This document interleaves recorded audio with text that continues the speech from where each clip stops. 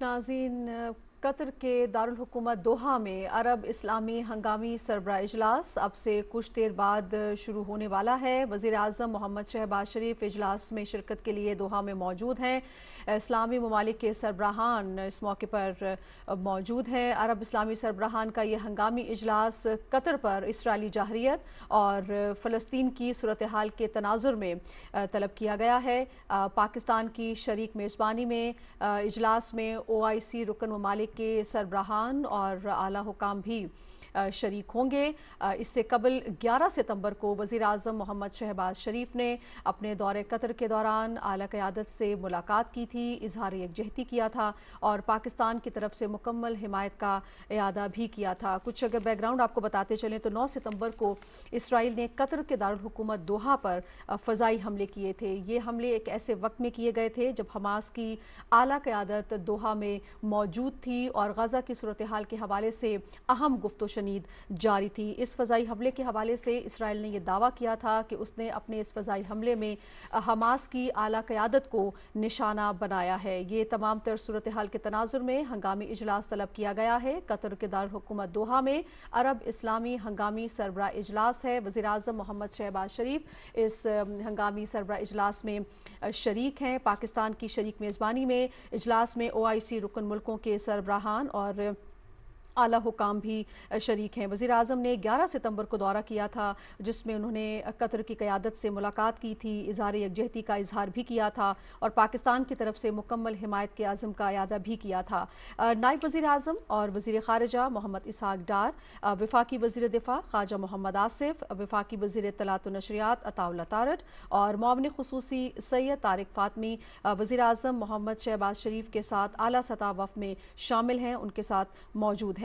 پاکستان اور قطر کے تعلقات کی اگر بات کریں تو یقینی طور پہ پاکستان قطر کے ساتھ اپنے تعلقات کو انتہائی اہمیت دیتا ہے اور قطر اور دیگر علاقائی ریاستوں کے خلاف جو اسرائیلی جارحیت ہے اس کی کھل کر مذمت بھی کی ہے۔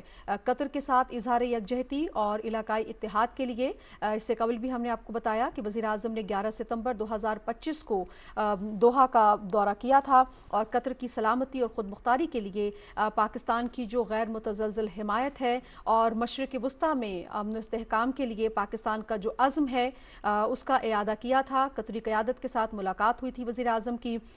15 ستمبر کو یعنی آج کے دن دوحہ میں ہنگامی اجلاس منعقد ہوا ہے جس میں وزیر اعظم پاکستان اور دیگر مسلمان ممالک کے سربراہان شریک ہو رہے ہیں اور امت مسلمہ میں مضبوط اتحاد اور علاقائی امن قائم کرنے کی غیر متزلزل بسم اللہ الرحمن الرحیم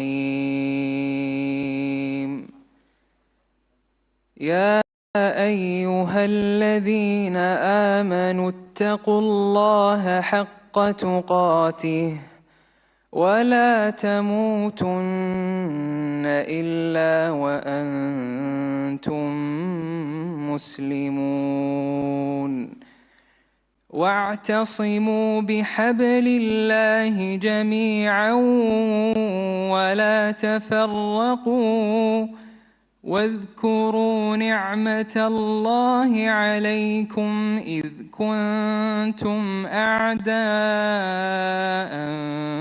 فألف بين قلوبكم فأصبحتم بنعمته إخوانا وكنتم على شفا حفرة من النار فأنقذكم منها كذلك يبين الله لكم آياته لعلكم تهتدون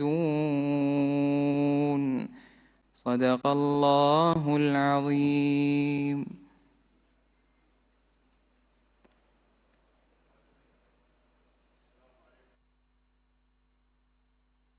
السلام عليكم ورحمة الله وبركاته. بعون الله نفتتح أعمال القمة العربية الإسلامية الطارئة لبحث الهجوم الإسرائيلي على دولة قطر.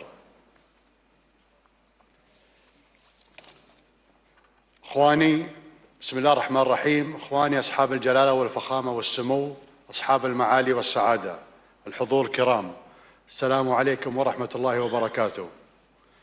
أرحب بكم في بلدكم الدوحة، وأشكر لكم تفاعلكم وتجاوبكم مع الدعوة الطارئة لعقد هذه القمة. لقد تعرضت عاصمة بلدي الدوحة التي تنعقد فيها هذه القمة إلى اعتداء غادر استهدف خلاله أحد المساكن التي تقوم فيها عائلات القيادة السياسية لحركة حماس ووفدها المفاوض، وهذا في حي سكني يضم مدارس وبعثات دبلوماسية.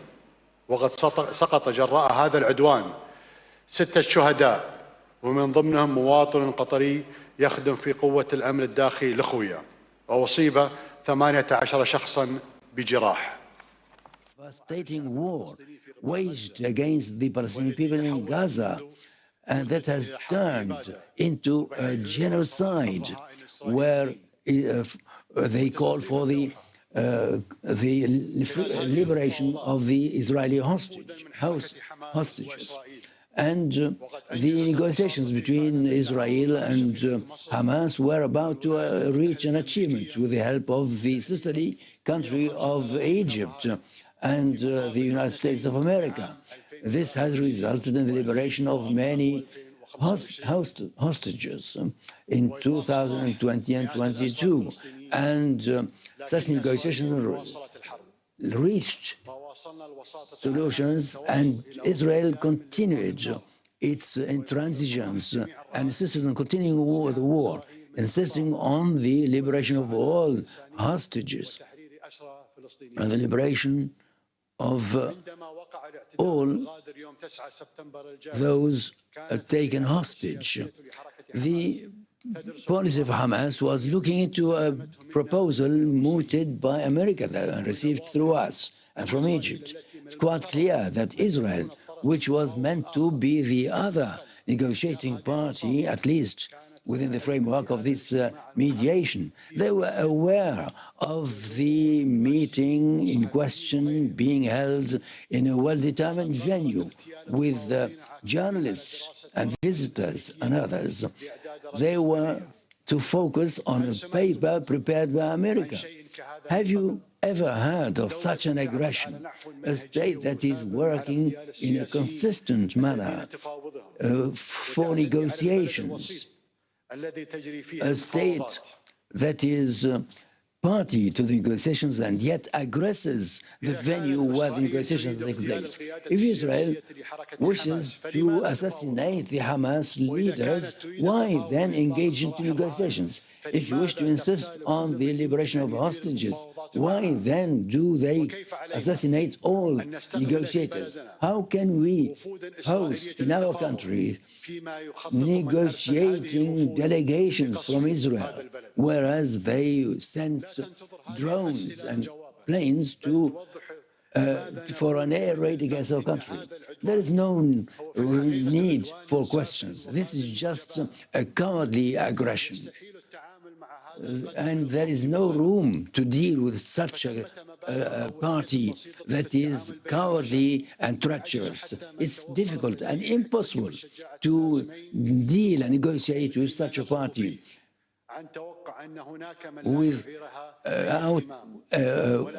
and we need to expect anything from such a party.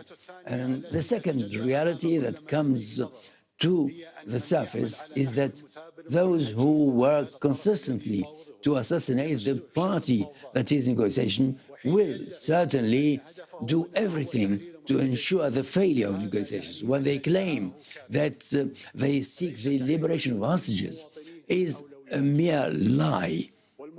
Their objective is nothing of importance. It is the negotiations are only part and parcel of a scheme to fulfill their objectives. When they meet the world community's pressure, then they send negotiators and to therefore ensure the failure of negotiations. This has been their tradition.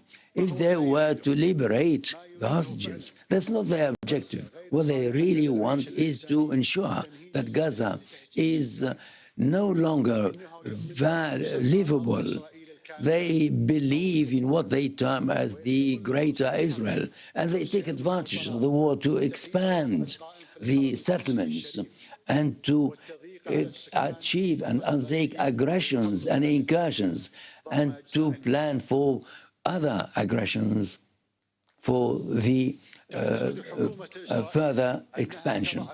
The government of Israel claims they have been putting in efforts and that and they undertake the same procedure.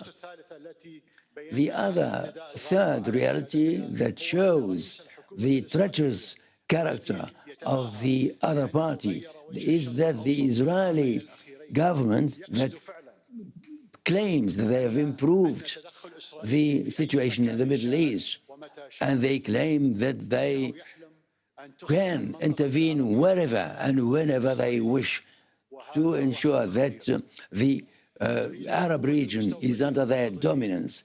And this is a mere myth.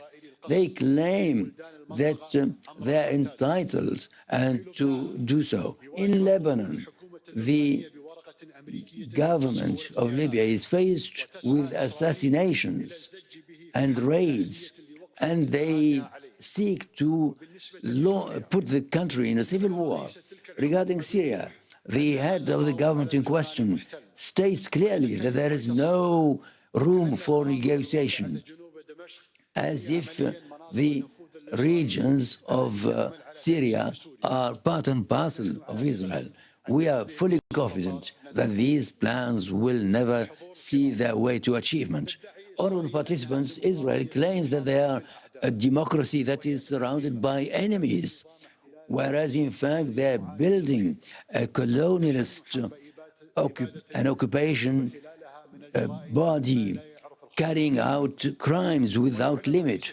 And the head of their government has been announcing that they have prevented the establishment of a Palestinian state.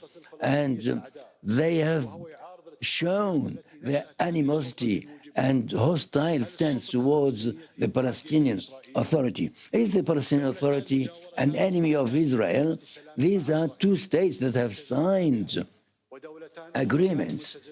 There are other countries that have signed agreements in line with the Arab Peace Initiative. And had Israel accepted the Arab Peace Initiative, they would spare the region and itself so many tragedies. However, they not only refuse peace initiatives, but they wish to impose their own dominance and will. And whoever opposes them is, according to their claims, either terrorists or anti-Semites. Whereas at the same time, the government of the terrorists and the extremists in Israel are pursuing a policy of aggression everywhere. Each one of these three realities and truths deserve that we convene not only an emergency summit, but only to take necessary steps to face up to the bloodshed character of the Israeli government and the resulting continued genocide and displacement in Palestine. Secondly, aggressive intervention in Arab states. And thirdly, treacherous aggression against my country, that has shown its peaceful character and intentions, and that has been gained respect of all parties. We, according to the international law, we are entitled to preserve our sovereignty and face up to the Israeli aggression. I welcome you once again and thank you, and wish this summit full success in taking appropriate and firm decisions. Wassalamu alaikum.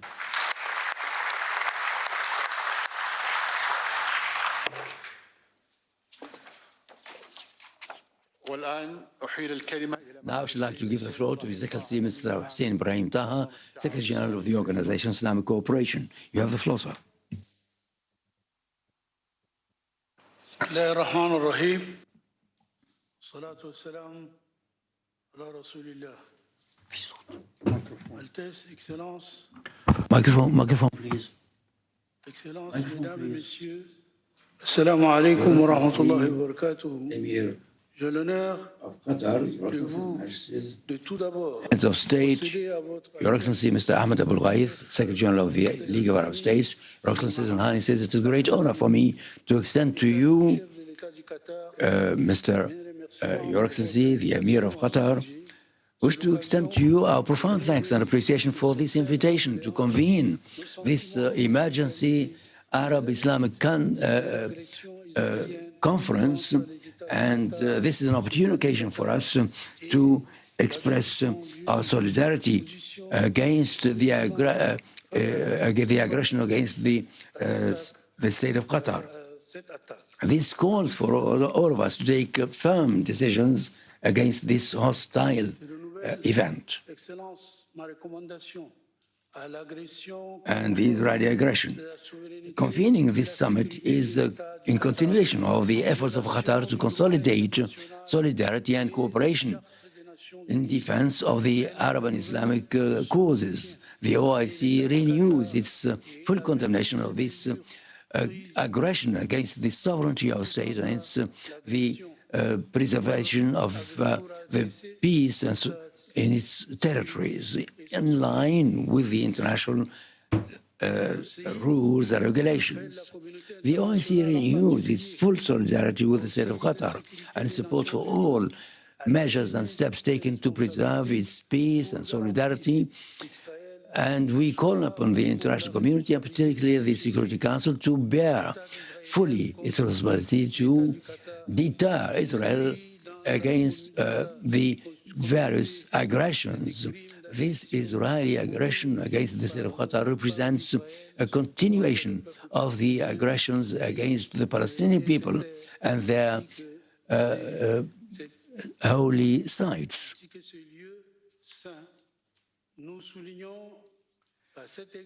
We would like here to renew our the need to implement the decisions of the United Nations, particularly with regard to the ceasefire, and to allow free access of aid to the Gaza. Et renforcer la capacité du gouvernement palestinien d'assumer ses responsabilités dans la bande de Gaza.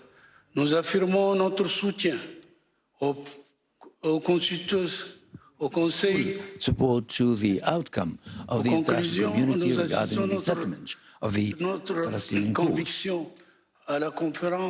We also support the implementation of the two-state solution in such a way as to allow the Palestinian people to exercise their legitimate rights, including self-determination, and to also give concretization to their sovereignty on the borders of 1967 with its eastern Jerusalem to be its capital in accordance with the United Nations decisions and the Arab Peace Initiative. We are confident that this summit will consolidate solidarity with the state of Qatar and Efrat. Wassalamu alaikum.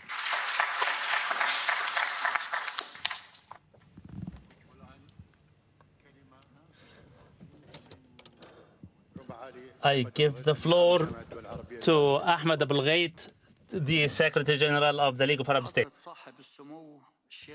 Your Royal Highness Sheikh Tamim bin Hamad Al Thani, the Emir of Qatar, Your Majesties, Your Royal Highnesses,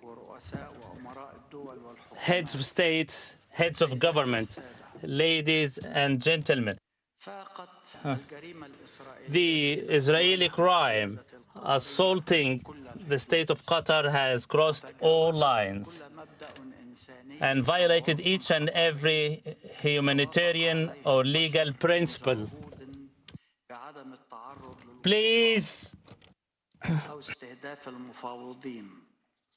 negotiating teams, barbaric belligerence was worse, covered by false pretext. It is an unprecedented level of thuggery and violation of established principles and norms with impunity. Mr. Chair, allow me to address certain bullet points. First, assaulting peaceful, unsuspecting civilians, namely negotiating team, is not an act of courage. It is an act of malice, cowardice. It is a living proof of moral failure, unmatched and unprecedented in international relations. Second, this summit is convened not only to express solidarity with Qatar, which is a duty of each and every Arab and Muslim free man who rose against this cowardly, treacherous act by Israel. This summit sends out a message to the international community. The message says, enough silence to the acts of thuggery by this rogue state, which has been wreaking havoc, destruction, killing, and starvation within the region. Its leaders, for their exposed political gains or sick philosophies, are willing to plunge the region into a state of lynch law. Second, silence to criminality is per se a crime. Silence to violation of the international law undermines the international system. Silence to the barbaric genocide killing unfolding in Gaza has caused the leaders of the Israeli occupation forces that each and every act is possible and any crime can go unpunished. That's why they continue to spread destruction from one country to another, ignite the entire region, as if the entire world has plunged back into the ages of darkness and barbarism, which we thought had gone by for centuries. This government is led by a person wanted by the International Criminal Court. By their acts, he himself added yet another crime. That's why we call upon the advocates of the international law to intensify their efforts to continue to prosecute the criminals of the Israeli government and the crimes they continue to commit under false pretext without any grounds in any law or international norm. Finally, Mr. Chair, allow me to address the Israeli population. What your government is doing in your name cannot be forgotten. Crimes cannot be forgotten. Killing 63,000 people and starving the entire population in Gaza cannot be forgotten. And the recent assault, an act of belligerence on a peaceful sovereign state that has been acting as a mediator with an effort to put an end to the war and have the Israeli captives released, cannot be forgotten. What the Israeli government is doing in your name undermines any possible likelihood of peaceful coexistence in the region. Yet it would usher the region into a dark future where malice, hatred, and conflict would be prevalent. It is a rogue government. The draft agenda and the draft statement is presented for adoption. Due to absence of any remarks, the agenda and the timetable have been endorsed and adopted. Now we give the floor to the heads of delegations. We'll start by His Excellency Mohammed Shia Sudani, the Prime Minister of Iraq and the sitting President of the League of Arab States. In the name of God, the Omnipotent and Merciful, Your Royal Highness, the Emir of Qatar, Your Majesties, Your Royal Highnesses, Your Excellencies, ladies and gentlemen, may God's peace and blessings be with you. I stand before you today expressing Iraq's official and popular position, reiterating our commitment to the collective responsibility to stand up to the recent developments within the region and what took place in Doha, the capital city of the brotherly state of Qatar, in a belligerent act that targeted a meeting which aimed at bringing the bloodshed in Gaza to an end and provide protection to the civilians. This assault represents an unprecedented and grave escalation and utter violation of the international law and sanctity of diplomacy. It also undermines all efforts aiming at diffusing the crisis. And amid the efforts exerted by the state of Qatar in their mediation, it is a negative message which threatens at birth any attempt to reach an amicable, peaceful settlement.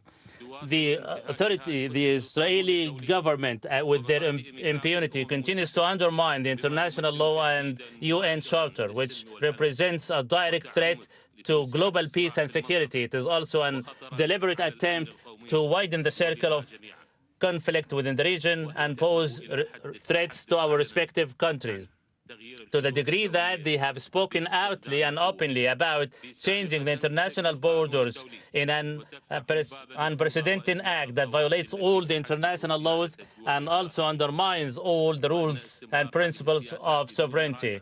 If the Israeli practices and policies continues undeterred, will bring about but more destabilization. It will also deepen the circles of violence amid the ongoing genocide and starvation unraveling in Gaza. What is taking place in Gaza and West Bank, destruction of infrastructure, starvation, annexation of land, is not only a violation of international humanitarian laws, but it is also creating unprecedented humanitarian crises. It is also a grave threat to the regional security. And from this position, we reiterate that security and stability of any Arab or Muslim state is part and parcel of our collective security. The international organizations, bodies, and UN organs, including the permanent members, to live up to their legal and ethical responsibilities in the face of this deliberate efforts by Israel to undermine the international system in this part of the world. The current circumstances demand we move from merely the act of verbally condemning to taking action. That's why I propose the following. First, to hand down a uniform and united Arab and Islamic positions condemning the Israeli attack on Qatar and initiating the necessary legal actions which are conducive to bringing the Israeli government to account. Second, to address and stand up to any targeting of any Arab or Muslim country as a threat to the collective common security, which requires diplomatic and political action, as well as measures to prevent recurrence.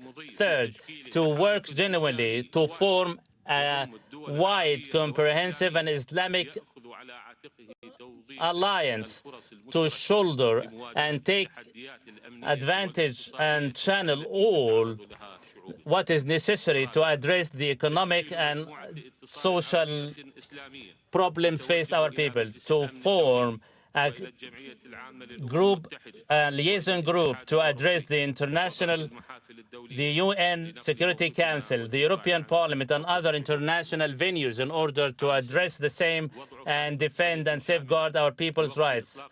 Then, to lay down a comprehensive roadmap to put an end to the genocide war in Gaza, followed by a reconstruction plan aiming to finally aim at a diplomatic course which would guarantee the restoration of the lawful Palestinian rights. 6, to reinforce the mechanism of coordination and communication among our respective countries to address any threat to our security and stability, and also to reinvigorate the collective defense system.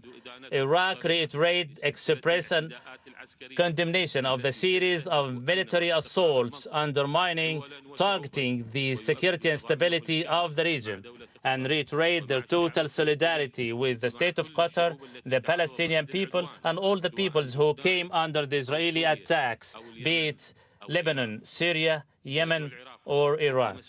Iraq, as the sitting president of the current session of the League of Arab States, that this urgent summit would be a turning point in reinforcing the Arab unity, reinforcing the regional security, and taking the necessary measures to deter these assaults.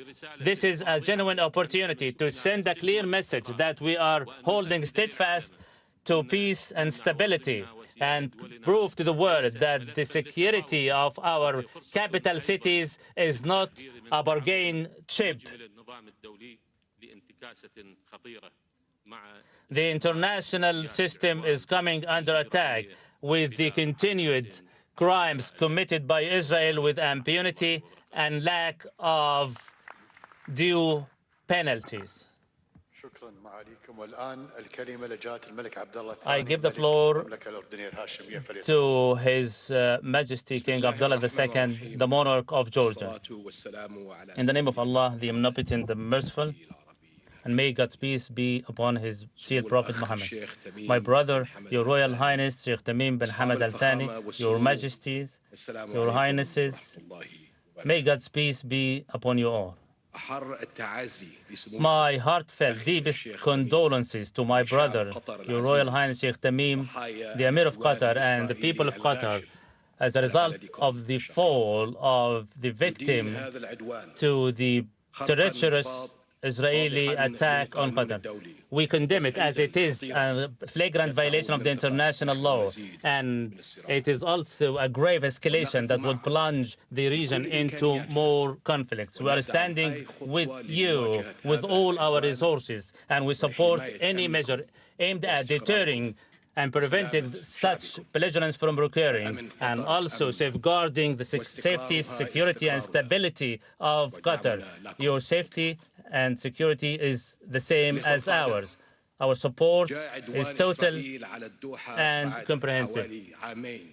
Israel's assault on Doha came after more than 2 years of the beginning of their ferocious genocide war on Gaza and the starvation of innocent civilians, during which Israel has been violating not only the international law, but all the human values.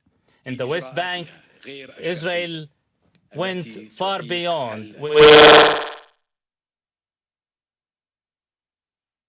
from implementing the two-state solution, and they continue to undermine stability of Lebanon and Syria. And here, recently, they assault Qatar's sovereignty and security. The Israeli government continues with their hegemony simply for the reason that the international community has allowed them to stand above the law. We in the Arab and Muslim worlds must re-examine all the tools and dynamics of our joint action in order to stand up to the radical Israeli government. Our summit must come out with practical measures to address this grave threat, to bring the war in Gaza to an end, to prevent the forcible transfer of the Palestinian people in Gaza, and to protect and safeguard the holy sites of Jerusalem, and above all, to protect and safeguard our shared interests. The Israeli attack on Qatar is a living proof that Israel's threat is without limit. Our response must be clear decisive, and above all, deterring. Thank you, Your Majesty, the Monarch of Jonah. Now I give the floor to His Excellency Abdel Fattah al-Sisi, the President of Egypt.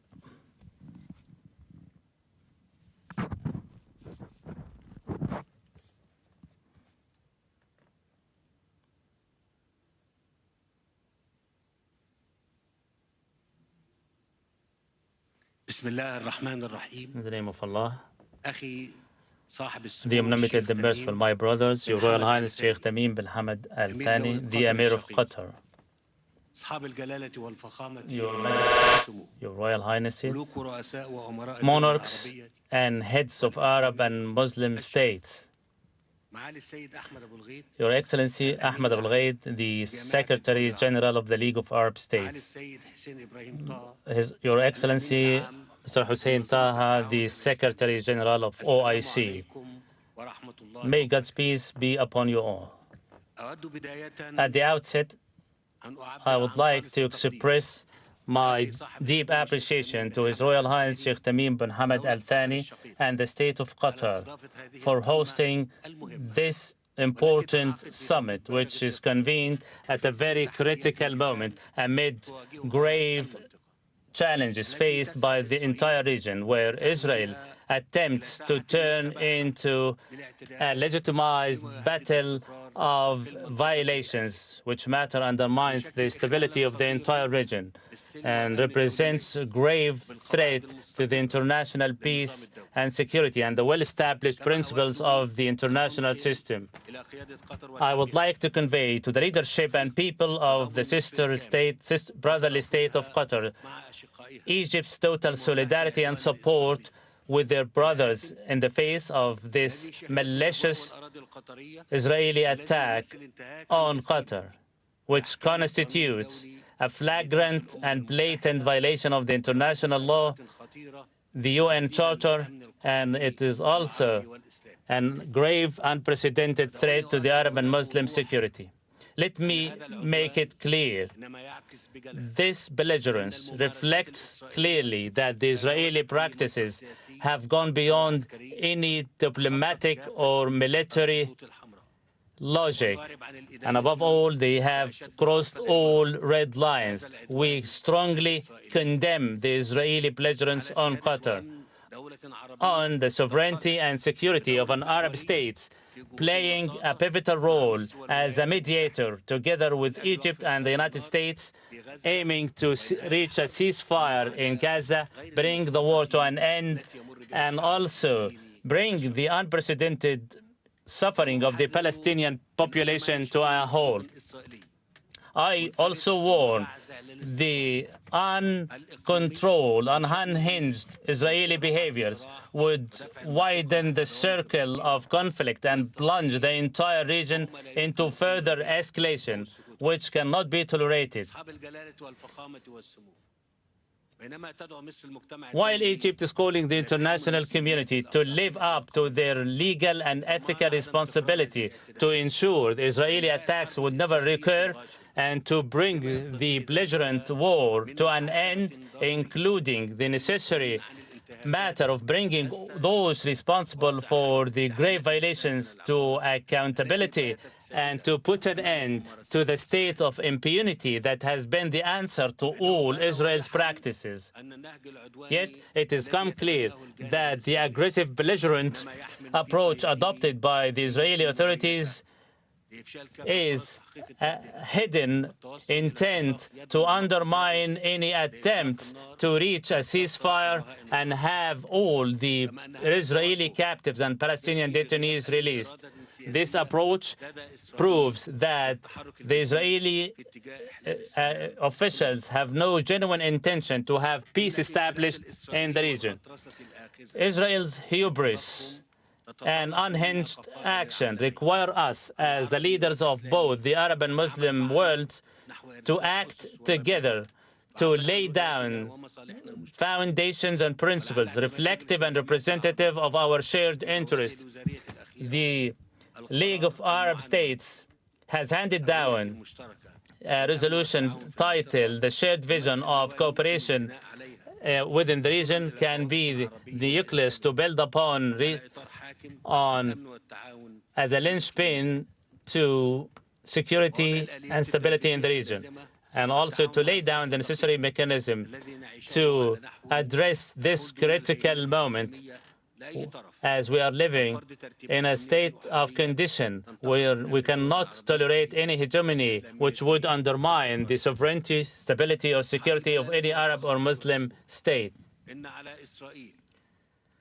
Israel must understand that their security and stability cannot be established by the policy of force, aggression, and belligerence, yet by respect to the sovereignty of Arab and Muslim states, which cannot be undermined under any pretext. These principles are firm and non-negotiable. Therefore, the entire world must realize that Israel policies undermines any likelihood of establishing peace in the region and turns a blind eye to the international law, the established humanitarian norms and values. Any such demeanor would bring about not but more instability and escalation, and will bring about graver consequences on the regional and international peace and security. And to the Israeli people, I say, what is taking place undermines any future likelihood of peace. It also undermines your security and regional security, and it lays down more obstacles before or on the road of any new peace agreements, and above all, it eviscerates the existing peace proposals. And again, the region will plunge once again in the mayhem of conflict and will waste decades of efforts aiming at building peace, a heavy price which we all pay without exception. Make no mistake that the efforts made by our ancestors cannot be allowed to go down the drain. Egypt reiterates its total rejection to the targeting of civilians and the policies of collective punishment and starvation exercised by Israel in Gaza Strip. As a result, tens of thousands of civilians have fallen victims over the past 2 years.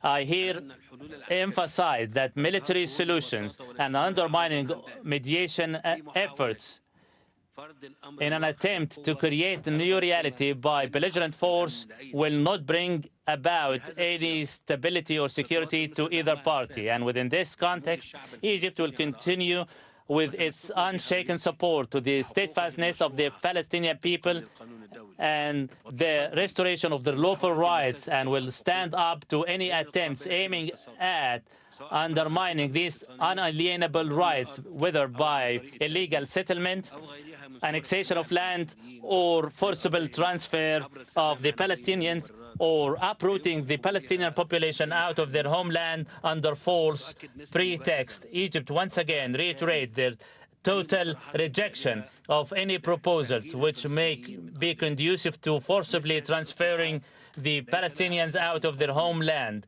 They are groundless in law or in ethics. It will bring about nothing but will widen the circle of conflict and shake the foundation of stability in the entire region.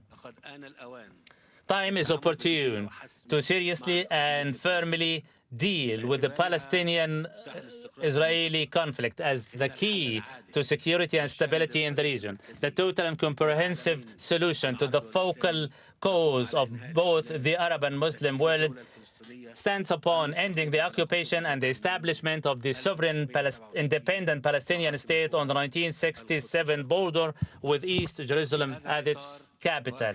And within this context, Egypt is looking forward to that the two-state solution to be held on September 22nd at a high level, along with the UN General Assembly in New York, will be a milestone on the course of establishing a lasting and comprehensive solution to the Palestinian conflict, namely by the recognition of the State of Palestine. And here I renew the call to immediately recognize the State of Palestine by all the states who have not yet. This is the only means to maintain the two-state solution alive.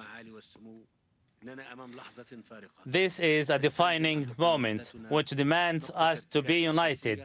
This unity will be a solid foundation to stand up to the challenges faced our region, to steer away from plunging into more chaos, conflicts, or allowing to create new realities that dictate new circumstances on the ground. Our message today is clear. Any assault to our sovereignty cannot be tolerated. All attempts to undermine peace efforts cannot be tolerated. We will stand united, defending and safeguarding the Arab and Muslim interest, namely the right of the Palestinian people to establish their independent sovereign state and live in dignity and freedom. Finally, our stance must change the perspective. The enemy is looking at us, who believe that any Arab states from the Gulf to the ocean, this perspective, in order to be changed, require firm recommendations that must be put into implementation in order to deter any adventurous politician. At this defining historical moment, we are required to create an Arab and Muslim mechanisms of cooperation which enable us to stand up to all security, political, and economical challenges facing us. The establishment of these dynamics now will be a forefront to reinforce our efforts and take necessary, tangible measures to safeguard our security and protect our shared interests. Egypt, as always, extends its arms to all genuine efforts aiming at establishing just and lasting peace in the Arab and Muslim world and within the region.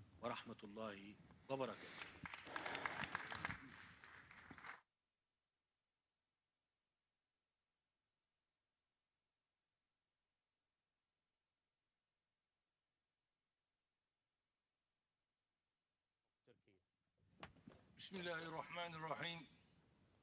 Sayın Devlet ve Hükümet Başkanları, kıymetli heyet üyeleri, değerli kardeşlerim, her birinizi en kalbi duygularımla, hürmetle, Your Majesties, Your Excellencies, heads of states, heads of government, heads of delegations, I extend all appreciation. May God's peace and blessings be with you. At the outset, I extend appreciation to my brother, Sheikh Tamim bin Hamad Al Thani, the Emir of Qatar, for hosting this summit. And I start by praying to God Almighty to accept in His mercy the fallen martyrs who have fallen to the belligerent, treacherous assault by Israel on Qatar, and to grant speed recovery to the wounded. Since October 7, 2023, we have repeatedly convened summits, both of the League of Arab States and OIC, as a result of the ongoing genocide war by Israel on Gaza. Israel's war has become a threat not only to Gaza but the whole world.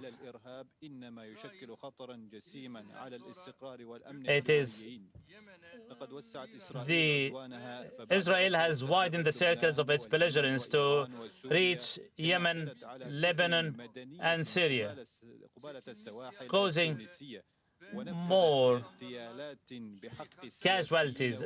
Even the flotilla fleet off the coast of Tunisia came under attack. هذا العدوان الأخير نقل عربدة إسرائيل إلى مستوى مختلف تماما غير مسبوق. This is a living proof of Israel's thuggery and unhinged behavior within the region. أؤكد أن الرأي العام العالمي يجب أن يرى اجتماعنا هذا تعبيرا صريحا عن الدعم غير المشروط الذي يكنه العالم الإسلامي لدولة قطر. وآمل أن تترجم قراراتنا اليوم هذه الروح الأخوية الصادقة إلى إعلان مكتوب موجه إلى العالم أجمع. We should send a clear message to the whole world. يسعدني أن أشيد بحكمة I وشجاعة must أخي commend الأمير الشيخ the wisdom of His Royal Highness, the Emir of Qatar, in the administration of this crisis, and I also commend the solidarity demonstrated by all the Arab and Muslim states with the state of Qatar. It has become clear that Netanyahu's government aims to continue with their act of genocide in Gaza and at the same time continue with their crimes in order to plunge the entire region into mayhem. We are met by a greedy, bloodthirsty mentality among the Israeli officials as they continue to violate the tenets of the international law, the UN Charter,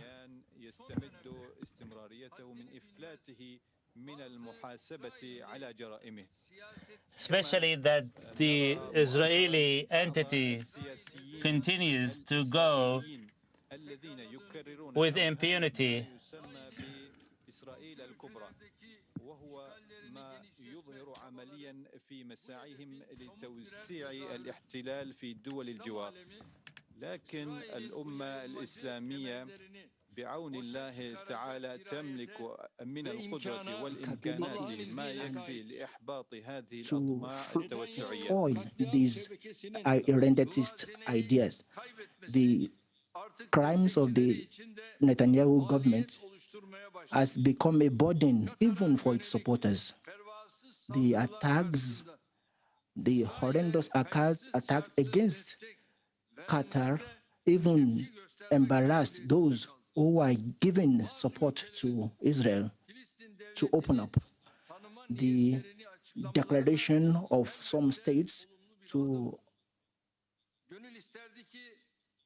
recognize Palestinian statehood is also an important thing, even though it did not come earlier enough. These steps, however, would not achieve the desired objectives unless they are supported with strong punishment against Israel. We have to intensify our efforts, our diplomatic efforts, to increase. It will continue with their policies and practices. And above all, the Israeli officials must be brought to justice. This can be achieved through the channels of the international law. We are aware that Israel's policies of occupation, destruction, assassination, and genocide will not come to an end unless it is met with sanctions, severe sanctions, and penalties. We have the means and resources to do so. Therefore, it is imperative to achieve self-sufficiency in many critical domains, namely the deterring defense industries. And we are prepared to share our expertise and capabilities with you. We are required to intensify our cooperation within these domains in order to ensure a safe and bright future to our respective generations. I also reiterate, more economic pressures must be exercised on Israel. History has it that these measures are very impactful against Israel. We in Turkey, for 1.5 years, have halted all our commercial dealings with Israel, giving up about $9.5 billion of revenues every year. Also, endorsing the proceedings brought the International Court of Justice is of great significance. In addition to that, we should develop practical mechanism within the framework of the OIC in order to reinforce our regional security. We will continue with our efforts in this direction until the state of Palestine, sovereign and independent state of Palestine, is established on the 1967 borders with East Jerusalem as its capital. A state sovereign, independent, with one territorial integrity. We cannot accept the genocide to continue, the ethnic cleansing to go on, or the forcible transfer of the Palestinians be made. We support any measure aiming at deterring the recurrence of the Israeli violation, and we hope that the outcomes of this summit will be closely monitored and put into implementation. And I thank you for hosting and convening this urgent summit.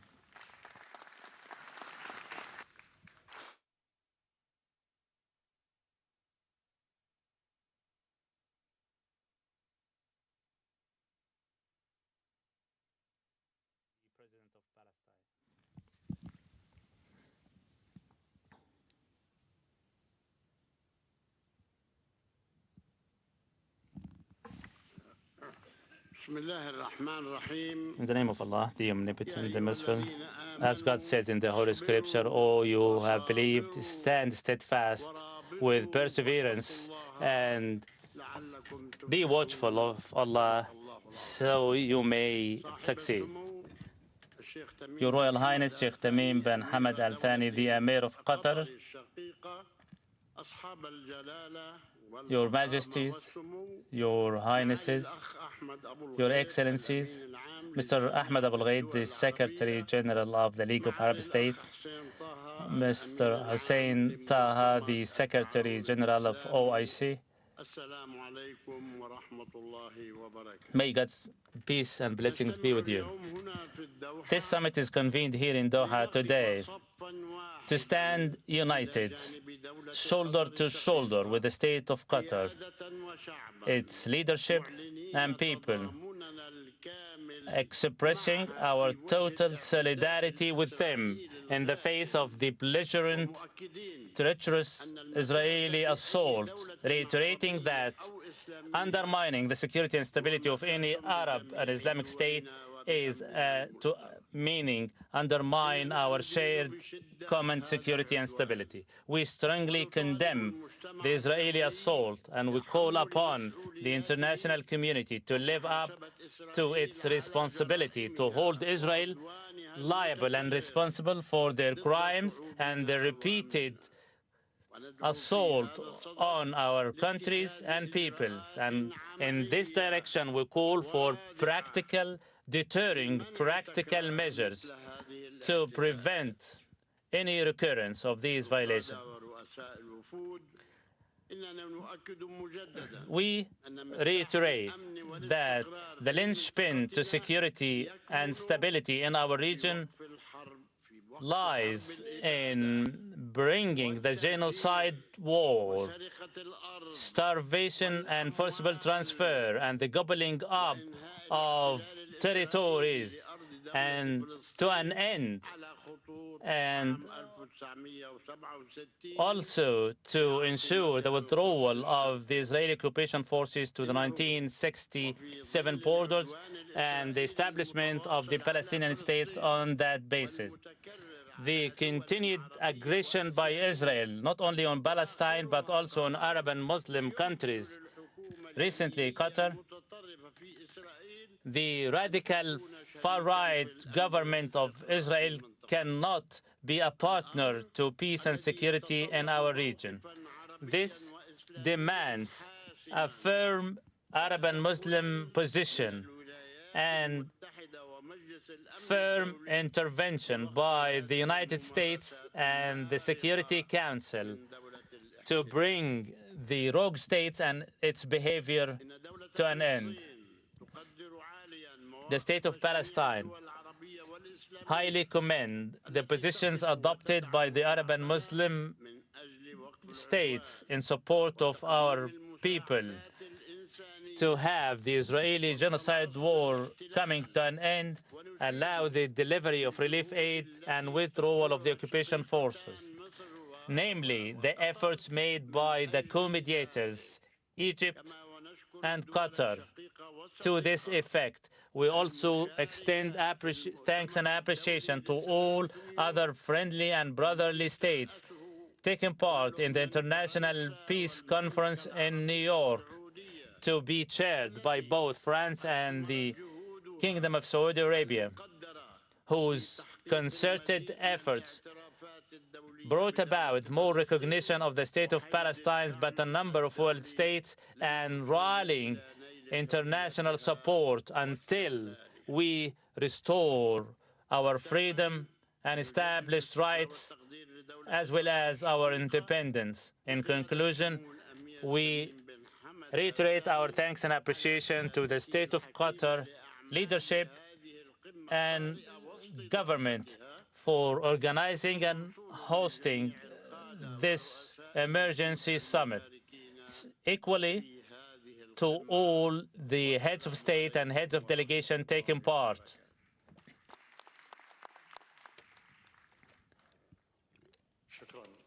Thank you, Mr. President. Now, I give the floor to President Imam Ali, the President of Tajikistan.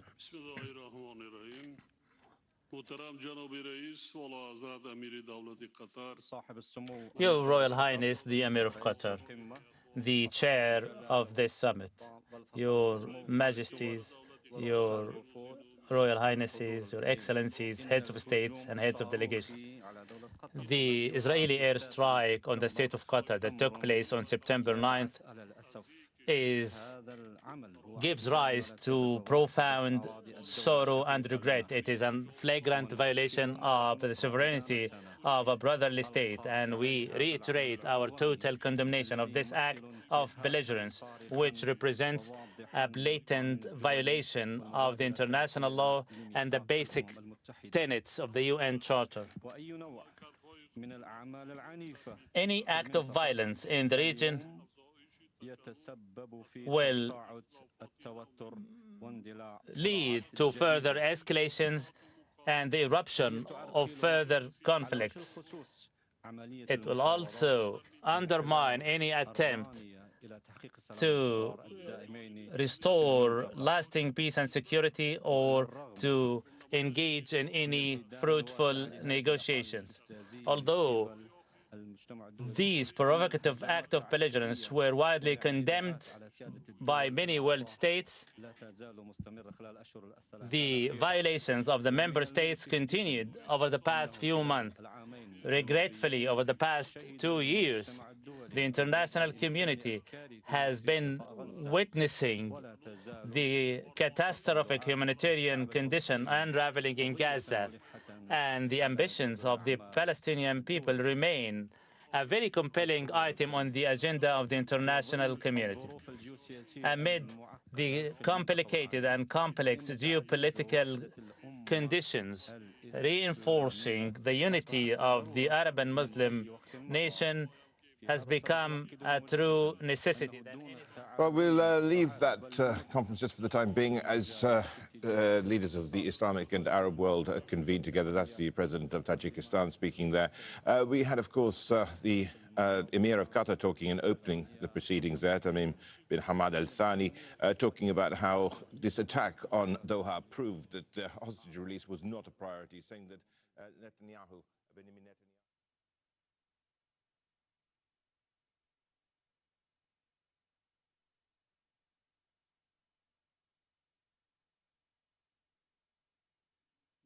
همکاری ثمربخش و سودمند ما در ساحه‌های تجارت و اقتصاد، سرمایه‌گذاری و فناوری‌های پیشرفته دستیابی ما به هدف‌های عالی سازمان غیر امکان است. رشد باثبات اقتصادی و اجتماعی کشورهای عضو سازمان همکاری اسلامی ضمانت با اعتماد تأمین امنیت و ثبات و نیکوحوالی امت مسلمان می باشد. کشورهای جهان اسلام دارای اقتدار بزرگ مالیوی، صنعتی، ذخیره‌های طبیعی و مهنتی می باشد. در این زمینه ما برای مساعدت به همدیگر جهت تطبیق برنامه و لایحه‌های دارای اهمیت ملی و منطقوی امکانات زیاد داریم. حاضرین گرامی، امروز امت مسلمان روبروی خطرهای فاجعه بار تروریسم، افراطگرایی و دیگر تهدیدها به تمدن بشری قرار دارد. در مبارزه با این عامل‌های خطرزا برخورد یگانه و رویکرد مشترک ما تقاضای زمان می‌باشد. متفکران و نابغه‌های دین امید اسلام از جمله گذشتگان ما و شما در تشکلیابی تمدن بشری بخصوص فرهنگ صلح آفری و همزیستی مسئولیت آمیز سهم نهایت بزرگ دارند. با تکیه به این میراث پرغناوت مشترک ما باید مفکوره جامعه‌های خود را در رویه ارزش‌های نیک و سازنده تکمیل داده و جهانیان همبستگی امت مسلمان را نشان دهیم. امید داریم که جلسه امروزه ما با تقویت اتحاد و همبستگی در مقابل خطر و خطرهای زمان معاصر و پیشگیری از همه گونه پایمالسازی قانون‌های پذیرفته شده بین المللی تاثیرگذار خواهد بود. از توجهتان سپاس.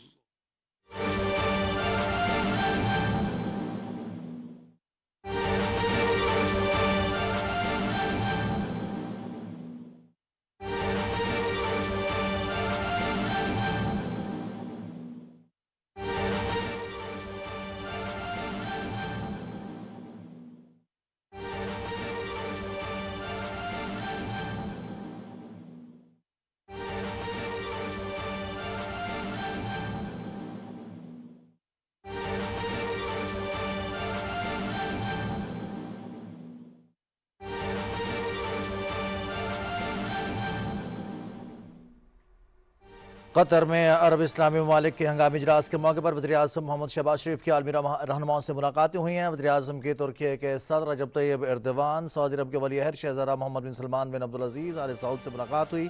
वज़ीर आज़म की फ़लस्तीन के सदर महमूद अब्बास, अमीर कतर शेख तमीम बिन हमद अल सानी, ताजिकिस्तान और मिस्र के सदूर से भी मुलाकातें हुई हैं। वज़ीर आज़म मोहम्मद शहबाज शरीफ कतर में दोहा में अरब इस्लामी हंगामी इजलास के मौके पर दो तरफा मुलाकातें हुई हैं। वज़ीर आज़म मोहम्मद शहबाज शरीफ की वज़ीर आज़म की तुर्की के सदर रजब तैयब एर्दोगान से मुलाकात हुई है। वज़ीर आज़म मोहम्मद शहबाज शरीफ की अमीर कतर शेख तमीम बिन हमद अल सानी से मुलाकात हुई है। ताजिकिस्तान के सदर और मिस्र के सदर से भी मुलाकात हुई है। वज़ीर आज़म मोहम्मद शहबाज शरीफ ने आलमी रहनुमाओं से पुरतवाक अंदाज में मुलाकात की।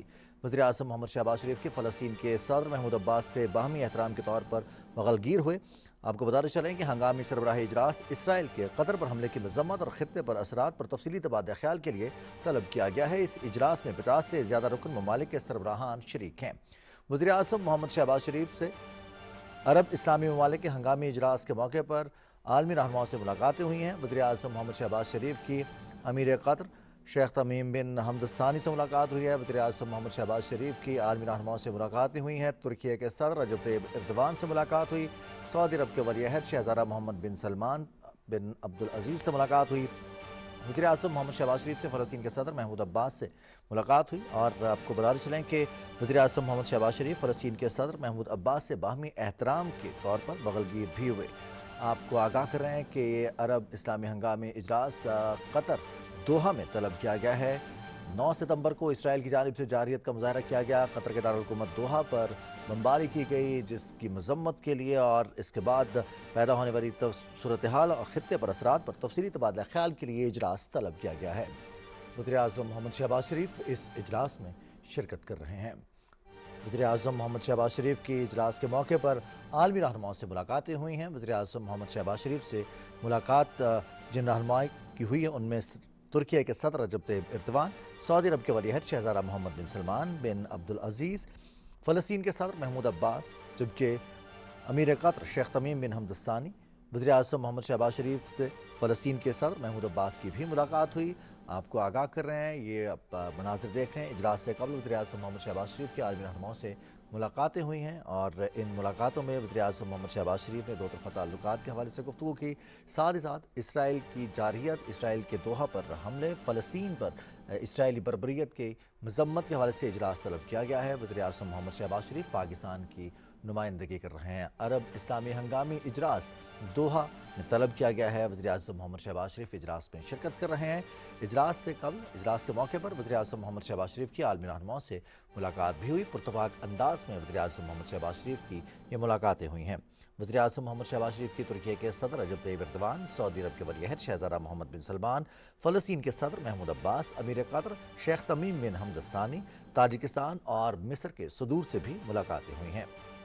وزیر اعظم محمد شہباز شریف کی یہ ملاقاتیں عالمی رہنماؤں سے پرتپاک انداز میں ہوئیں۔ وزیر اعظم محمد شہباز شریف فلسطین کے صدر محمود عباس سے باہمی احترام کے طور پر بغلگیر بھی ہوئے۔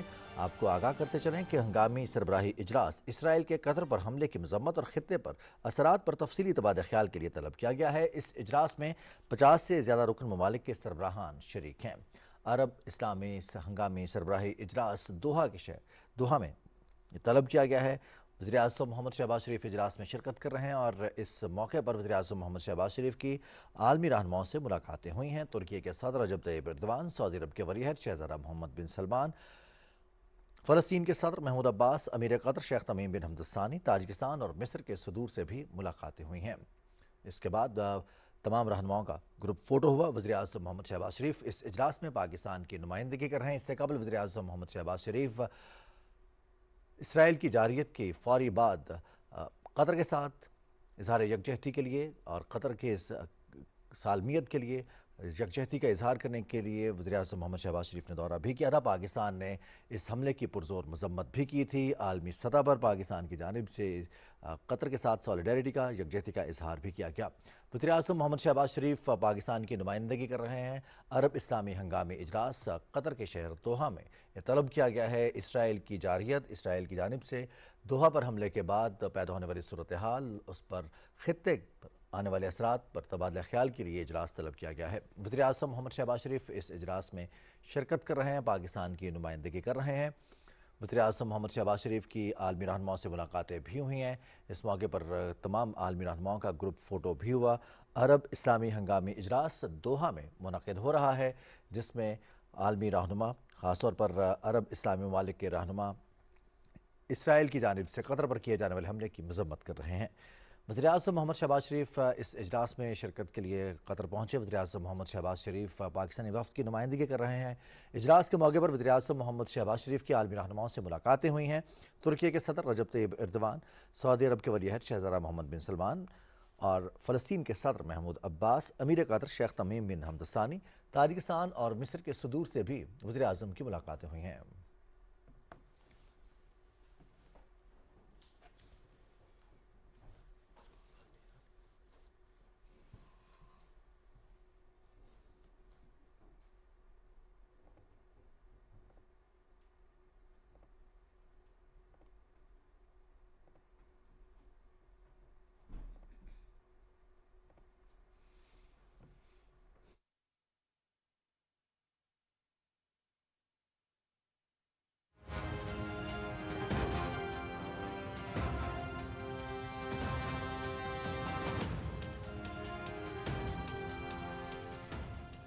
اسرائیل نے قطر کی خود مختاری اور علاقائی سالمیت کی خلاف ورزی کی۔ قطر نے ثالث کے طور پر خطے میں امن کے لیے مخلصانہ کوششیں کی۔ اسرائیل نے مذاکراتی عمل کو سبوتاژ کرتے ہوئے حماس کی قیادت کو نشانہ بنایا۔ یرغمالیوں کی پرامن رہائی کے تمام اسرائیلی دعوے جھوٹے ہیں۔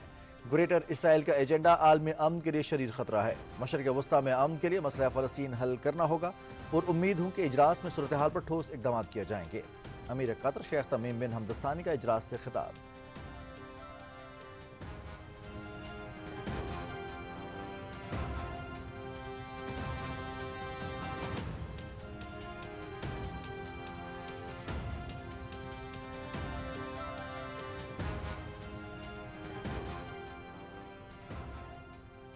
قطر پر اسرائیلی حملے سے ظاہر ہے کہ اسرائیل کے لیے امن کی کوئی اہمیت نہیں۔ اسرائیل کی جانب سے خطے کے ملکوں کو نشانہ بنانا انتہائی تشویشناک ہے۔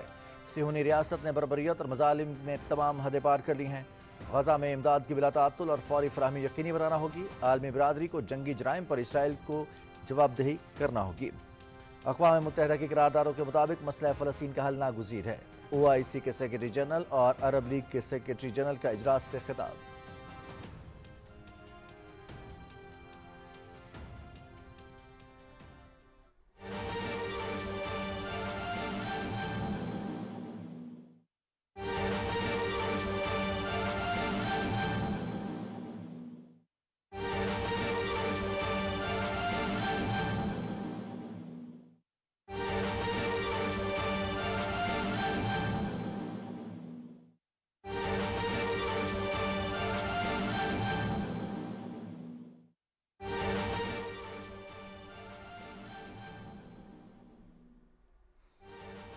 تازہ ترین خبر سے آپ کو آگاہ کریں۔ وزیر اعظم محمد شہباز شریف کے عرب اسلامی ہنگامی اجلاس کے موقع پر عالمی رہنماؤں سے ملاقاتیں ہوئی ہیں۔ وزیر اعظم محمد شہباز شریف کی ترکی کے صدر رجب طیب ایردوان، سعودی عرب کے ولی عہد شہزادہ محمد بن سلمان، فلسطین کے صدر محمود عباس اور امیر قطر شیخ تمیم بن حمد الثانی، تاجکستان اور مصر کے صدور سے ملاقاتیں ہوئی ہیں۔ وزیر اعظم محمد شہباز شریف نے عالمی رہنماؤں سے پرتپاک انداز میں ملاقات کی۔ وزیر اعظم محمد شہباز شریف فلسطین کے صدر محمود عباس سے باہمی احترام کے طور پر بغلگیر بھی ہوئے۔ کو بتاتے چلیں کہ ہنگامی سربراہی اجلاس اسرائیل کے قطر پر حملے کی مذمت اور خطے پر اثرات پر تفصیلی تبادلہ خیال کے لیے طلب کیا گیا ہے۔ وزیر اعظم محمد شہباز شریف اجلاس میں پاکستان کی نمائندگی کر رہے ہیں۔ اس اجلاس میں 50 سے زیادہ رکن ممالک کے سربراہان شریک ہیں۔ قطر میں عرب اسلامی ممالک کے ہنگامی اجلاس کے موقع پر وزیر اعظم محمد شہباز شریف کی عالمی رہنماؤں سے ملاقات ہوئی ہے۔ وزیر اعظم محمد شہباز شریف کی ترکی کے صدر رجب طیب ایردوان، سعودی عرب کے ولی عہد شہزادہ محمد بن سلمان، فلسطین کے صدر محمود عباس، امیر قطر شیخ تمیم بن حمد الثانی، تاجکستان اور مصر کے صدور سے بھی ملاقاتیں ہوئی ہیں۔ وزیر اعظم محمد شہباز شریف نے عالمی رہنماؤں سے پرتپاک انداز میں ملاقاتیں کی ہیں۔ وزیر اعظم محمد شہباز شریف عرب اسلامی ہنگامی اجلاس میں شرکت کے لیے دوحہ میں موجود ہیں۔ اس موقع پر وزیر اعظم محمد شہباز شریف کی عالمی رہنماؤں سے ملاقاتیں ہوئی ہیں۔ یہ ملاقاتیں پرتپاک انداز میں ہوئیں۔ وزیر اعظم محمد شہباز شریف نے ترکی کے صدر رجب طیب ایردوان، سعودی عرب کے ولی عہد شہزادہ محمد بن سلمان، فلسطین کے صدر محمود عباس، امیر قطر شیخ تمیم بن حمد الثانی، تاجکستان اور مصر کے صدور سے ملاقاتیں ہوئی ہیں۔ وزیر اعظم محمد شہباز شریف کی ملاقاتیں انتہائی پرتپاک انداز میں ہوئیں۔ کو بتاتے چلیں کہ ہنگامی عرب اسلامی اجلاس دوحہ قطر میں منعقد ہو رہا ہے۔ اس اجلاس میں اسرائیل کے قطر پر حملے کی مذمت اور خطے پر اثرات پر تفصیلی تبادلہ خیال کیا جائے گا۔ قطر میں عرب اسلامی سربراہی ہنگامی اجلاس، جس میں وزیر اعظم محمد شہباز شریف پاکستان کی نمائندگی کر رہے ہیں۔ یہ اجلاس اسرائیل کے قطر پر حملے کے تناظر میں طلب کیا گیا ہے اور اس اجلاس میں اسرائیل کے قطر پر حملے کی مذمت اور خطے پر اثرات پر تفصیلی تبادلہ خیال کے لیے طلب کیا گیا ہے۔ اس اجلاس میں 50 سے زیادہ رکن ممالک کے سربراہان شرکت کر رہے ہیں۔ وزیر اعظم محمد شہباز شریف اجلاس میں پاکستان کی نمائندگی کر رہے ہیں۔ وزیر اعظم محمد شہباز شریف کے ہمراہ پاکستان کے اعلیٰ سطح وفد بھی اس اجلاس میں شریک ہے۔ قطر میں عرب اسلامی ممالک کی ہنگامی اجلاس کے موقع پر وزیر اعظم محمد شہباز شریف کی عالمی رہنماؤں سے پرتپاک ملاقاتیں ہوئی ہیں۔ ملاقات جن سے ان میں ترکی کے صدر رجب طیب ایردوان، سعودی عرب کے ولی عہد شہزادہ محمد بن سلمان، فلسطین کے صدر محمود عباس، امیر قطر شیخ تمیم بن حمد الثانی، تاجکستان اور مصر کے صدور سے ملاقاتیں ہوئی ہیں۔ وزیر اعظم محمد شہباز شریف سے عالمی رہنماؤں کی ملاقاتیں انتہائی پرتپاک انداز میں ہوئیں۔ وزیر اعظم محمد شہباز شریف فلسطین کے صدر محمود عباس سے باہمی احترام کے طور پر بغلگیر بھی ہوئے۔ اجلاس میں 50 سے زیادہ رکن ممالک کے سربراہان شرکت کر رہے ہیں۔ دوحہ میں ہونے والا یہ اجلاس عرب اسلامی ممالک کا سربراہی ہنگامی اجلاس ہے۔ اس موقع پر وزیر اعظم محمد شہباز شریف کی عالمی رہنماؤں سے ملاقاتیں ہوئی ہیں۔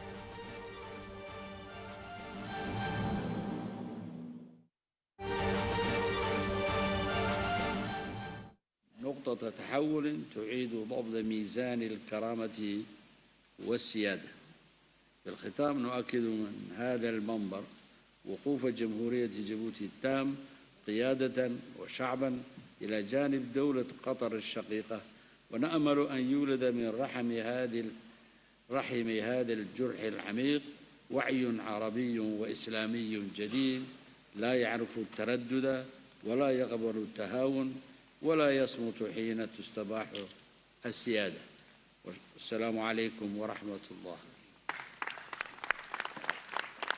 شكرا فخامة الرئيس. والآن أعطي الكلمة لفخامة الرئيس جوزيف عون رئيس جمهورية لبنان. تفضل فخامة الرئيس. شكرا. أخي صاحب السمو الأمير تميم بن حمد آل ثاني رئيس دولة قطر الشقيقة، إخوتي أصحاب الجلالة والسمو والفخامة والسيادة، رؤساء الوفود المشاركة في هذه القمة الاستثنائية، اسمحوا لي أن أخاطبكم. Today is Qatar. It is not a brotherly or friendly state. It is a leading prominent country with sovereignty and philosophy. The act of combating terrorism and organized crime and any act of belligerence, the targeted victim is not only the target, while the paramount target is those who would survive or witness this act of belligerence. Simply, the intent behind any act of terrorism is not to exterminate the victim, yet to intimidate the survivors and undermine their efforts. Therefore, we reiterate today that the true target of the recent belligerence in Doha was not a number of individuals, innocent individuals, yet it is the core negotiations. The attempt was not to assassinate negotiators, yet to eviscerate the principle of negotiations. That's why Qatar was chosen as a target of the Israeli belligerents, simply for the reason that it is not only a sovereign country, it is a locomotive of dialogue, negotiations and mediations, all of which were meant to be assassinated by Israel. The consequences of this demeanor, we live it on a daily basis as they continue to ethnic cleanse the civilians in Gaza, killing children and women in Gaza and Lebanon. However, the message through the belligerents on Qatar was more outspoken and expressed. Therefore, excuse me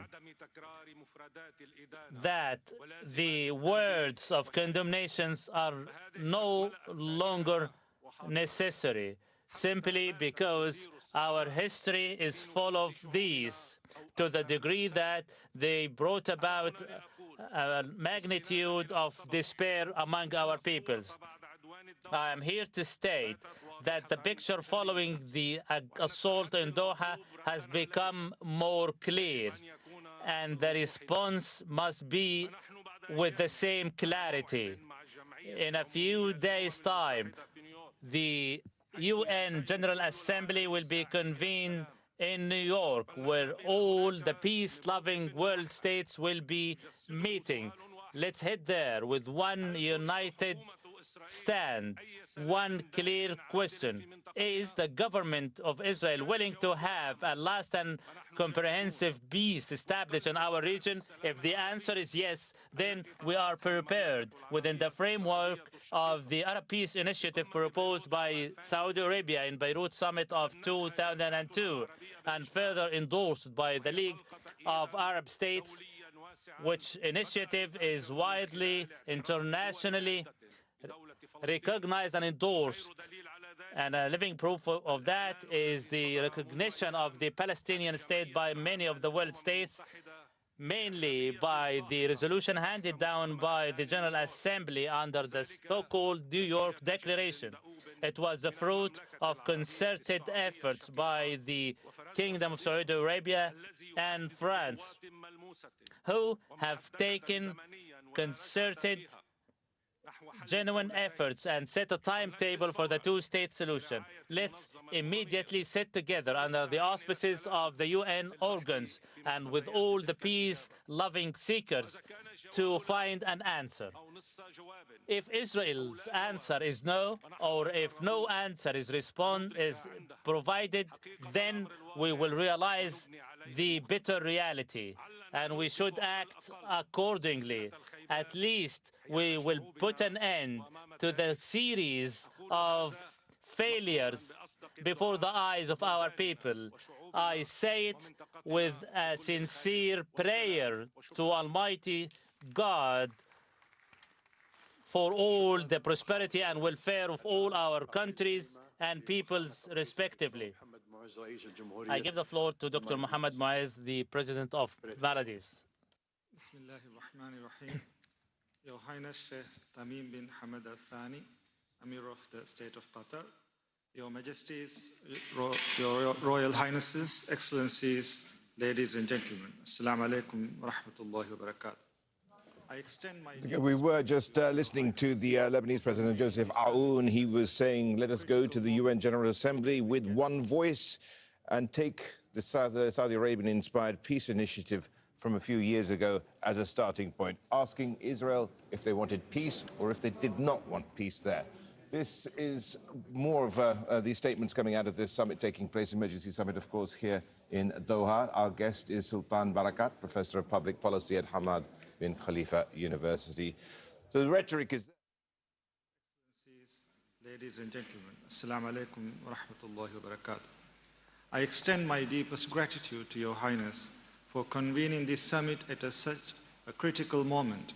Today we gather in Doha not merely to deliberate, but to declare with one voice that we reject aggression. We will resist injustice, and we will not tolerate the trampling of international law and blatant disregard for sovereignty. The Israeli attack on Doha was not only an act of aggression, it was a direct assault on the sovereignty of the State of Qatar, and a brazen attack on the dignity of the entire Arab and Islamic world. It was an act of crime against humanity, a violation of justice, and a reckless provocation that endangers the entire region. This was no accident. It was deliberate. It was calculated. It was an attack on peace itself. Qatar, a nation that has played a central role as a mediator of peace in Gaza, tirelessly striving to bring relief to the Palestinian people, deserves tremendous recognition, not retribution. By striking Doha, Israel seeks to punish peace itself and undermines the mediation efforts and to further destabilize the wider region. This outrage is part of a broader and deeply troubling pattern of grave violations by Israel. The illegal occupation of Palestinian lands, the siege of the West Bank, the denial of humanitarian aid access to Palestinians, the targeting of doctors, journalists, and humanitarian workers, and now the brazen aggression against Qatar. Israel continues to reduce Gaza to rubble in the name of self-defense, while massacring innocent Palestinian civilians under the guise of security. We must ask, where does this end? And what lines will Israel refuse to cross? Israel's actions are not the conduct of a state seeking peace, but an aggressor that thrives on perpetual war and commits crimes against humanity. By normalizing brutality and weaponizing fear, Israel seeks to extinguish the hopes of an entire people. The Maldives rejects this path of destruction and stands unwavering in defense of human dignity, justice, and the right to live free from oppression and occupation. From Palestine to Yemen, from Syria to Lebanon, and now here in Doha, Israel has acted with arrogance, impunity, and contempt for the very foundations of international law. Excellencies, let us be absolutely clear. An attack on Qatar is an attack on us all. Qatar's sovereignty and security are inseparable from that of every nation represented here today. The Maldives firmly stands shoulder to shoulder with the government and people of Qatar. Your struggle is our struggle. Your dignity is our dignity, and your cause is the cause of us all. On behalf of the Maldivian people, I express our unwavering solidarity with the government and brotherly people of Qatar. Excellencies, the international community cannot claim ignorance. The Geneva Conventions, the UN Charter, countless resolutions and rulings of the International Court of Justice all affirm the illegality of occupation, collective punishment, and attacks on civilians. Yet, Israel is shielded by double standards that undermine the very foundations of international law. If these laws are to mean anything, they must apply to all and not only to a privileged few. Therefore, our response must go beyond words. Condemnation alone cannot stop bombs, nor cannot sympathy rebuild shattered lives. We must transform outrage into coordinated action, legal, diplomatic, and humanitarian. I call for Israel to be held accountable through the international legal institutions, with its leaders facing justice for war crimes and crimes against humanity. We must unite to impose political, economic, and diplomatic measures until it complies with international law. No member of our Ummah should face aggression alone. We must strengthen our defense and stand as one. The world must stand not between nations, but between law and lawlessness, justice and injustice, peace and terror. We must urgently expand humanitarian aid to Gaza and the West Bank, while reinforcing Qatar's vital mediation efforts for peace.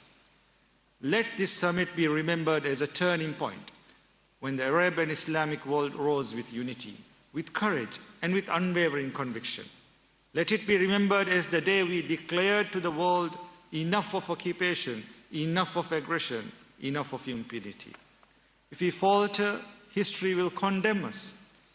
But if we rise together, no aggressor, no matter how powerful, can overcome the justice of our cause or the strength of our faith.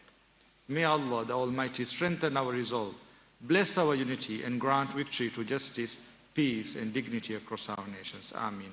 Wassalamu alaikum wa rahmatullahi wa barakatuh.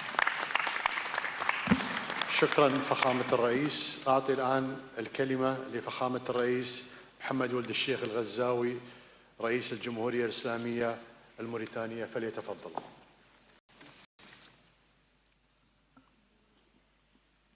بسم الله الرحمن الرحيم، والصلاة والسلام على أشرف المرسلين سيدنا محمد وعلى آله وصحبه. صاحب السمو الشيخ تميم بن حمد آل ثاني، أصحاب الجلالة والفخامة والسمو، معالي الأمين العام لجامعة الدول العربية، معالي الأمين العام لمنظمة التعاون الإسلامي، أصحاب المعالي والسعادة، السيدات والسادة، السلام عليكم ورحمة الله وبركاته.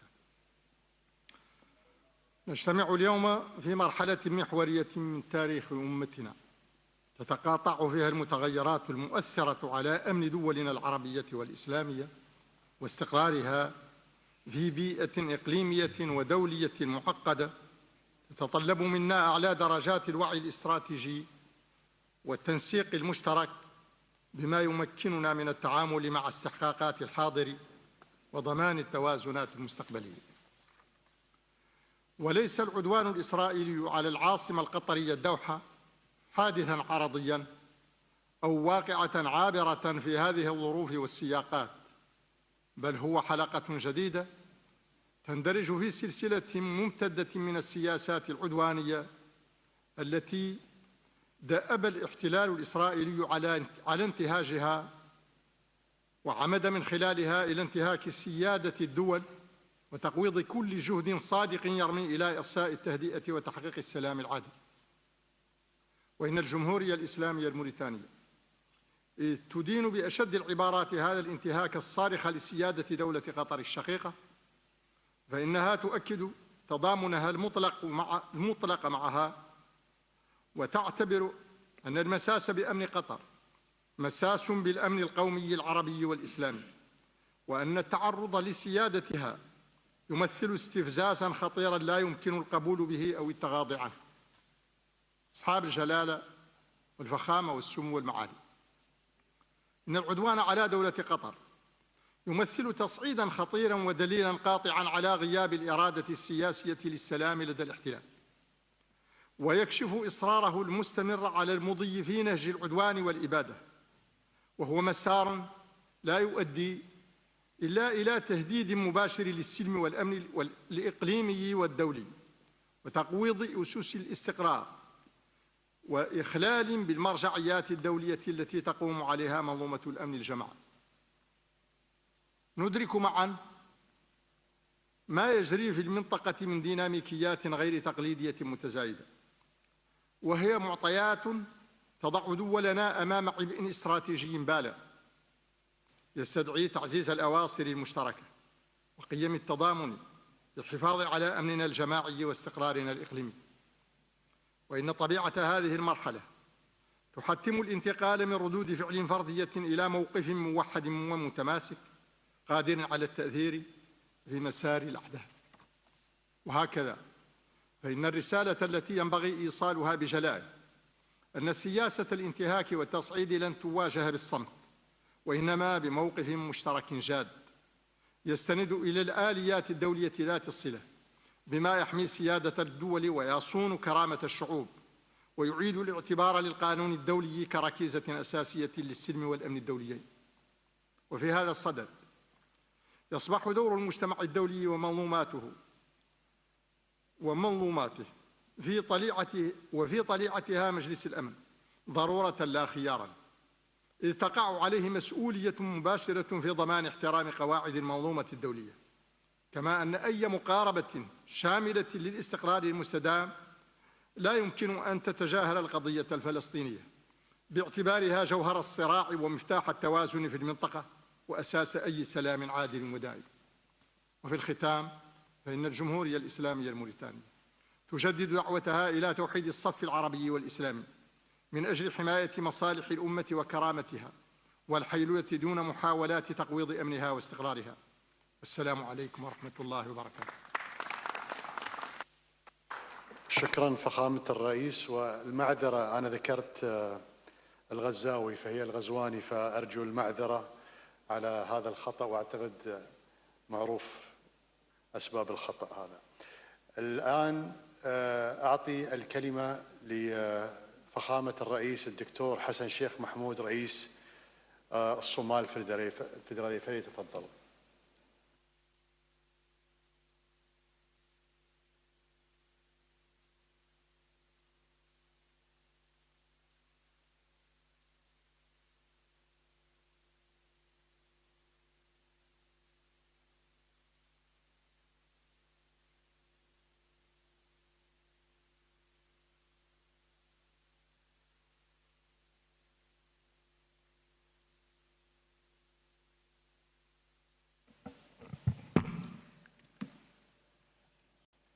معذرة.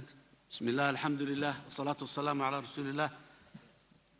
Your Highness Sheikh Tamim bin Hamad Al Thani, Amir, State of Qatar, Your Excellencies, the Federal Republic of Somalia expresses its deep shock and strongest condemnation of the Israeli airstrikes carried out on September 9th against a peaceful residential area in Doha, the capital of the brotherly state of Qatar. This act is a blatant violation of international law.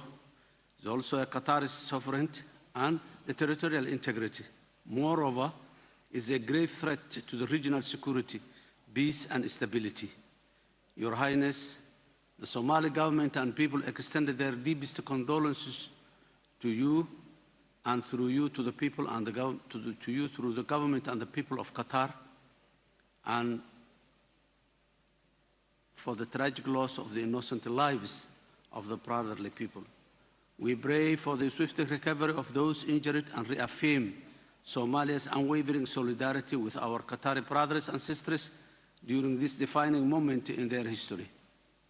All and any unlawful aggression not only disregards human life, but also contravenes the fundamental principles of international law, particularly the United Nations Charter, which prohibits the use of force against the territorial integrity, political independence of sovereign states.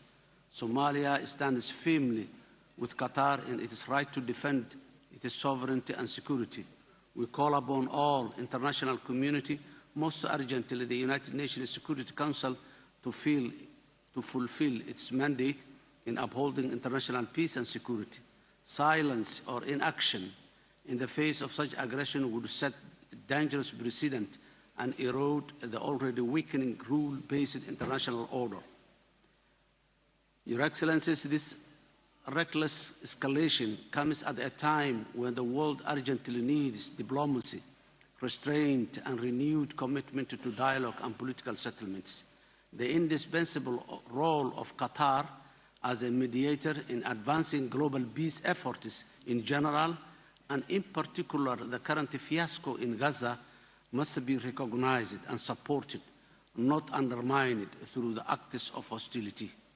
Today, the reality in Gaza is a global shame which no one ever be proud of. Israel must remember its own history that teaches clearly that no nation can eternally be wiped from the face of the globe. Hence, Palestine will definitely prevail. The Federal Republic of Somalia reiterates its support for an immediate and unconditional ceasefire in Gaza, release all detainees and detained hostages, and unhindered delivery of humanitarian aid to those suffering under the devastating conditions that exist in Gaza. We stress again that durable peace in the Middle East requires addressing the root causes of instability in full conformity with the international law and justice. In conclusion, Somalia will continue to stand in solidarity with Qatar's path to pursue global peace, especially that of Gaza. It is the only way that alleviates the suffering of the innocent people.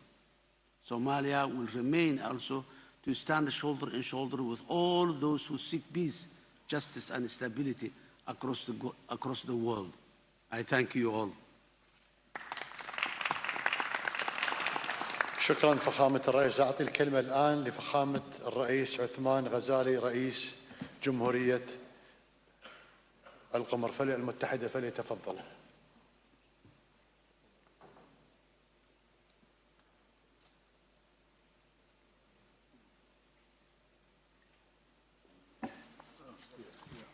شكرا جزيلا. صاحب السمو الشيخ تميم ابن حمد آل الثاني أمير دولة قطر الشقيقة، أصحاب الجلالة والسمو والفخامة، معالي الأمين العام لمنظمة التعاون الإسلامي، معالي الأمين العام لجامعة الوطن العربية، السيدات والسادات الحضور الكريم، السلام عليكم ورحمة الله وبركاته. في البداية اسمحوا لي أن أعبر عن خالص الشكر وجزيل التقدير لصاحب السمو الشيخ تميم ابن حمد آل الثاني أمير دولة قطر الشقيقة على رعايته الكريمة وحسن استقبال وكرم الضياف، كما أعبر عن تقديري وامتناني لحكومة دولة قطر شعبها الشقيق، وهو ما يجسد عمق العلاقات الأخوية بين شعوبنا. كما أشيد بالجهود المتواصلة التي تبذل من قبل جامعة الدول العربية منظمة التعاون الإسلامية في نصرة قضايا الأمة. أيها الإخوة والأخوات، نلتلم يوم في أمن جلل، فقد استفادت ضربة إسرائيلية مدينة دوحة في 9 من سبتمبر الجار أودت بحياة أبرياء، وإننا في جمهورية القمر المتحدة ندين بأشد عبارات هذا الانتهاك العاثم الذي يشكل انتهاكا صارخا لسيادة دولة قطر وحرقا فاضحا للقانون الدولي وميثاق الأمم المتحدة. إن هذا العدوان لا يمس قطرا وحدها، بل يستهدف أمننا الجمعية العربية والإسلامية، وأي مساس بأمن قطر هو مساس مباشر بأمننا القومي المشترك. أيها السادة الكريم، إن سيادة دولنا خط أحمر غير قابل للمساواة، وما جرى في الدوحة هو محاولة واضحة لإنضاف الدور النبيل الذي تطلع به دولة قطر إلى جانب مصر وعدد من الشركاء في جهود الوساطات من أجل فلسطين. ومن هنا نؤكد دعمنا الكامل لدولة قطر، ونعتبر حماية الوسطاء شرطاً أساسياً لنجاح أي عملية سلام. كما نؤكد في هذا السياق موقفنا الثابت في دعم الشعب الفلسطيني الشقيق وحقه المشروع في إقامة دولته المستقلة وعاصمته القدس الشرقية، وقف قرارات الشرعية الدولية وبدأ حل دولتين، ونرفض بشدة سياسة التوجيه والتهجير والجرائم التي يتعرض لها الشعب الفلسطيني، وندعو المجتمع العاجل لوقف هذه الإبادة الجماعية.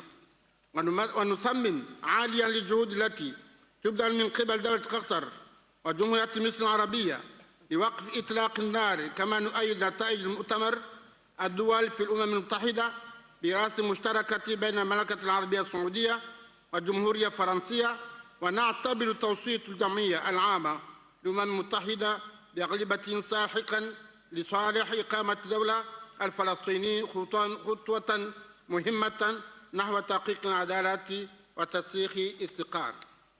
واسم جمهورية الأمم المتحدة نعلن وقوفنا الكامل إلى جانب دولة قطر الشقيقة وتمسكنا بسيادة دولنا كأساء إمنان الجامع، وعزمنا على العمل من أجل سلام عادل والدائم في فلسطين، فهو ضمنها الوحيدة لمستقبل آمن ومستقر في منطقتنا بل في العالم بأسره.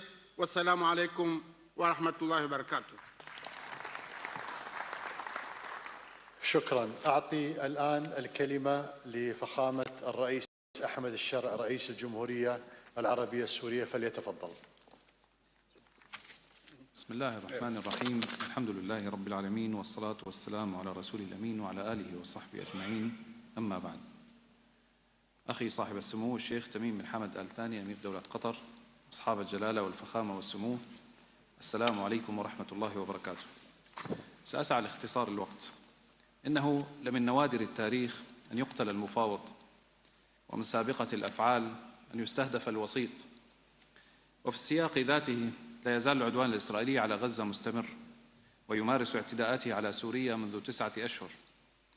السادة الكرام، إنه ما اجتمعت أمة ولمت شملها إلا وقد تعاظمت قوتها، وما تفرقت أمة إلا وقد ضعفت. يقول الشاعر: متى تجمع القلب الذكي وصارما وأنفا حميا تجتنبك المظالم. أقف وشعب الجمهورية العربية السورية بأكمله بجوار دولة قطر وفاء لها ولعدالة موقفها، والسلام عليكم ورحمة الله وبركاته. شكرا فخامة الرئيس. أعطي الآن الكلمة لسمو الشيخ صباح الخالد الصباح ولي عهد دولة الكويت، فليتفضل. بسم الله الرحمن الرحيم. أخي حضرة صاحب السمو الشيخ تميم بن حمد آل ثاني أمير دولة قطر الشقيقة، رئيس الدورة غير العادية للقمة العربية الإسلامية المشتركة، إخواني أصحاب الجلالة والفخامة والسمو، قادة الدول العربية والإسلامية، الحضور الكرام، السلام عليكم ورحمة الله وبركاته. أود بداية أن أنقل لكم جميعا تحيات حضرة صاحب السمو أمير دولة الكويت الشيخ مشعل الأحمد الجابر الصباح حفظه الله ورعاه، وتمنيات سموه بنجاح أعمال هذه الدورة غير العادية للقمة العربية الإسلامية المشتركة. ونتقدم بالشكر والتقدير إلى حضرة صاحب السمو الشيخ تميم بن حمد آل ثاني أمير دولة قطر الشقيقة على حفاوة الاستقبال وكرم الضيافة والدعوة إلى هذه القمة التي تعقد في العاصمة القطرية الدوحة في ظل ظروف استثنائية. كما نتقدم إليكم إخواني أصحاب الجلالة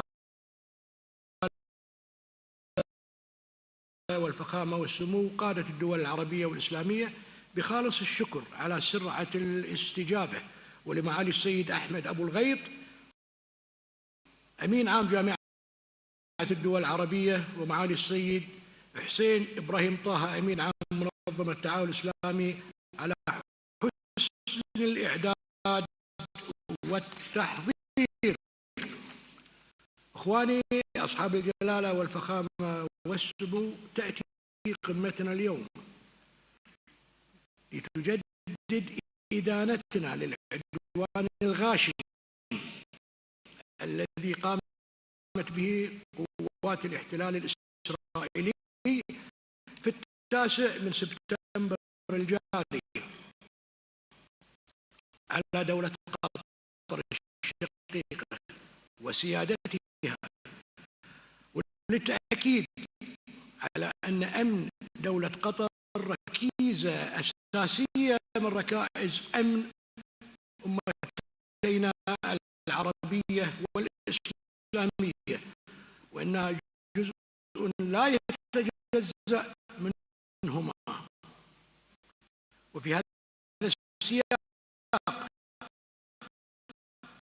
أعرب عن خالص العزاء لدولة قطر الشقيقة قيادة وحكومة وشعبا لارتقاء ضحايا هذا العدوان الإسرائيلي الغاشم، بما فيهم شهيد الواجب بدر سعد الدوسري طيب الله ثراه.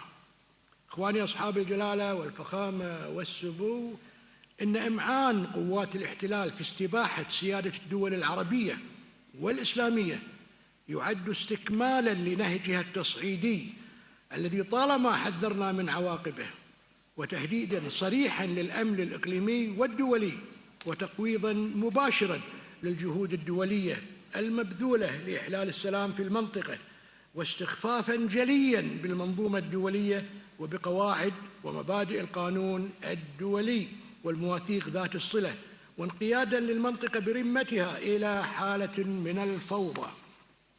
وأدين وبأشد العبارات العدوان الغاشم لقوات الاحتلال الإسرائيلي، فإننا نجدد دعوتنا للمجتمع الدولي ومجلس الأمن للقيام بمسؤولياته وعدم السكوت أو التغاضي عن هذا العدوان المشين، واتخاذ إجراءات جادة وفاعلة من أجل وقف العدوان الممنهج على دول المنطقة ومحاسبة مرتكبيه. إخواني أصحاب الجلالة والفخامة والسمو، لقد تابعنا منذ بداية عدوان قوات الاحتلال الإسرائيلي الأخير على قطاع غزة قبل ما يقارب العامين الجهود الدؤوبة والمخلصة التي تقوم بها دولة قطر الشقيقة من أجل حقن دماء الشعب الفلسطيني الشقيق، واتجاه ما يتعرض له من جرائم حرب وإبادة جماعية وتجويع، والعمل على الوصول إلى اتفاق لوقف إطلاق النار بين جميع الأطراف. وما كان العدوان الإسرائيلي السافر على الدوحة إلا دليلا واضحا على نوايا الاحتلال بنسف أي مساع لتهدئة الأوضاع وتحقيق سلام مستدام في المنطقة. ولا يفوتنا في هذا الصدد الإشادة والتقدير للجهود النبيلة التي تبذلها دولة قطر الشقيقة لدعم الحقوق الفلسطينية المبنية على قرارات الشرعية الدولية ومبادرة السلام العربية، وصولا إلى إقامة الدولة الفلسطينية المستقلة ذات السيادة على حدود 4 يونيو 1967 وعاصمتها القدس الشرقية، وما يحقق الأمن والاستقرار في المنطقة. ختاما، نجدد التأكيد على دعمنا التام لما تتخذه دولة قطر الشقيقة من إجراءات للحفاظ على أمنها واستقرارها وسيادتها وسلامة مواطنيها والمقيمين على أرضها، كما نشدد على ضرورة تضافر الجهود الإقليمية والدولية لوقف ما تشهده المنطقة من تصعيد ورفض أي ممارسات تفضي إلى إشعال نزعة التطرف والكراهية وزعزعة الأمن والاستقرار في المنطقة. والسلام عليكم ورحمة الله وبركاته. شكرا سمو الشيخ. الآن أعطي الكلمة لفخامة الدكتور رشاد محمد عليمي رئيس المجلس القيادة الرئاسي في الجمهورية اليمنية الشقيقة، فليتفضل.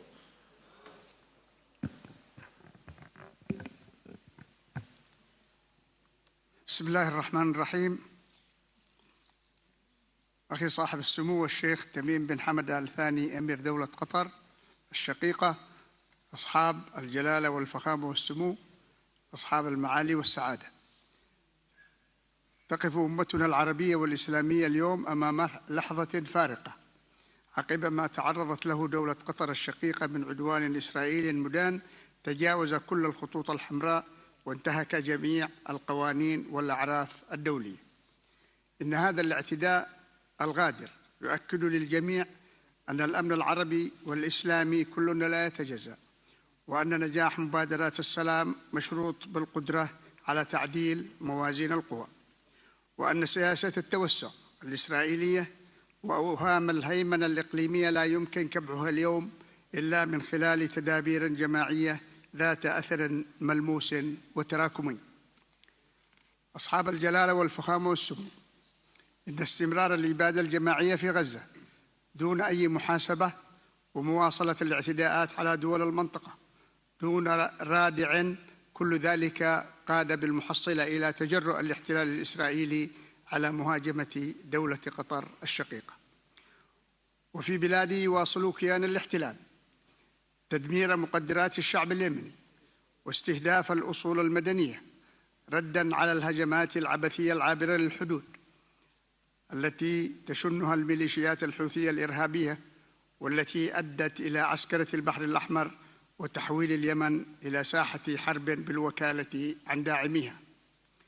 إنما نواجهه اليوم من تحديات جيوسياسية يثبت بأن الدول الإقليمية التوسعية في المنطقة والجماعات الإرهابية المسلحة وجهان لعملة واحدة، كلاهما يوفر الذرائع لتمدد الآخر، وكلاهما يسعيان إلى تقويض الدولة الوطنية وتأجيج الصراع الإقليمي. لذلك فإننا اليوم مطالبون بتبني مقاربة أشمل للعمل العربي والإسلامي المشترك، مقاربة تقوم على 3 محاور. أولاً، الحل العادل والشامل للقضية الفلسطينية استناداً إلى قرارات الشرعية الدولية والمبادرة العربية للسلام. ثانياً، دعم مؤسسات دولنا الوطنية سياسياً واقتصادياً وأمنياً، والعمل الجماعي لمكافحة الجماعات الإرهابية المسلحة. ثالثاً، ردع الدول المارقة ذات المشاريع التوسعية في المنطقة وفي مقدمتها إسرائيل، وتعزيز التكامل العربي والإسلامي المشترك. أصحاب الجلالة والفخامة والسمو، برغم ما تواجهه القضية الفلسطينية من تهديدات وجودية، فقد نجحت الدبلوماسية العربية بقيادة المملكة العربية السعودية في إنجاز تحول سياسي مهم نحو الاعتراف الدولي بفلسطين. وعلى هذا الصعيد تجدد الجمهورية اليمنية ترحيبها بالقرار التاريخي للجمعية العامة للأمم المتحدة الداعم لحل الدولتين، وما بذله الأشقاء والأصدقاء بقيادة المملكة العربية السعودية والجمهورية الفرنسية. ونتطلع إلى أن يترجم هذا القرار إلى إجراءات مزمنة لا رجعة فيها في المستقبل. وأخيراً، نجدد تضامننا مع إخوتنا دولة قطر وشعبها، ونتمنى كل التوفيق لهذه القمة الاستثنائية في ضيافة دولة قطر الشقيقة، لما فيه وحدة أمتنا وعزة شعوبنا ومنعتها في مواجهة التحديات. والسلام عليكم ورحمة الله وبركاته. شكرا. أعطي الآن الكلمة لفخامة السيد محمد يوسف المنفي رئيس المجلس الرئاسي الليبي، فليتفضل. صاحب السمو الشيخ تميم بن حمد آل ثاني أمير دولة قطر، أصحاب الجلالة والفخامة والسمو، السيدات والسادة، السلام عليكم ورحمة الله وبركاته. في مستهل كلمتي أتقدم بخالص الشكر لدولة قطر الشقيقة ولصاحب السمو الشيخ تميم بن حمد على دعوته الكريمة. نجتمع اليوم في لحظة تاريخية حرجة بعد العدوان الإسرائيلي الغاشم الذي استهدف سيادة دولة قطر يوم الثلاثاء الماضي، وهو اعتداء لا ينفصل عن حملة الإبادة في غزة والتصعيد ضد لبنان وسوريا وإيران، مما يكشف استهتار الكيان المحتل بالقانون الدولي وسيادة الدول. السيدات والسادة، هذا العدوان على دولة قطر هو اعتداء على الأمة العربية والإسلامية بأسرها، ونحن في ليبيا قيادة وشعبا نرفض هذه الجريمة النكراء بكل السبل، ونؤكد تضامننا الكامل مع دولة قطر الشقيقة، محتبرين أن أي اعتداء على دولة عربية أو إسلامية يمسنا جميعا، إن هذا الاعتداء الأثم.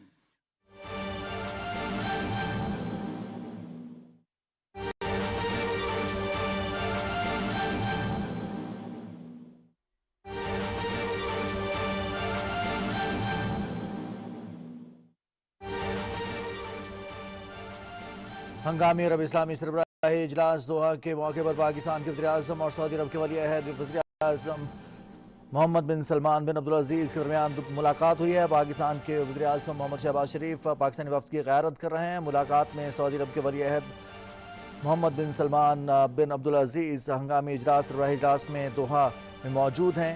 इंतहाई गर्मजोश और पुरतपाक मुलाकात में दोनों रहनुमाओं ने दोहा पर इसराइली जारियत के बाद पैदा होने वाली सूरत हाल पर तबादला ख्याल किया। वज़ीर आज़म ने इसराइल की इस कार्रवाई की शदीद मसम्मत की और इसे मशरिक़ वस्ता में अमन की कोशिशों को पटरी से उतारने की इसराइल की जानिब से एक जानिबदाराना कोशिश करार दिया। वज़ीर आज़म ने इस नाजुक वक्त में उम्मत को मुत्तहिद करने में मोहम्मद बिन सलमान की जुर्रतमंदाना और दानिशमंदाना क़यादत के लिए अपनी गहरी इजहार किया। इस सिलसिले में वज़ीर आज़म ने सऊदी वली-अहद को पाकिस्तान की मुकम्मल सिफारती हिमायत का भी यकीन दिलाया। वज़ीर आज़म मोहम्मद शहबाज शरीफ और सऊदी अरब का वली-अहद शहज़ादा मोहम्मद बिन सलमान बिन अब्दुल अजीज़ की दोहा में मुलाकात हुई है। दो तरफ़ा ताल्लुकात के हवाले से और ख़ास तौर पर इसराइली जारियत के बाद पैदा होने वाली सूरत हाल के हवाले से तबादला ख्याल किया गया। वज़ीर आज़म मोहम्मद शहबाज शरीफ और सऊदी वली-अहद मोहम्मद बिन सलमान के दरमियान दोहा में मुलाकात हुई है। दोहा में हंगामी अरब इस्लामी सरबराही इजलास के इनेकाद इस बात का अहम पैगाम है कि दुनिया भर के मुसलमान इसराइल की गैर कानूनी और जारियत के खिलाफ एक आवाज़ के साथ बोल रहे हैं जो इलाकाई अमन और सलामती के लिए ख़तरा है। वज़ीर आज़म मोहम्मद शहबाज शरीफ और सऊदी अरब के वली-अहद शहज़ादा मोहम्मद बिन सलमान बिन अब्दुल अजीज़ के दरमियान मुलाकात हुई है। दोहा में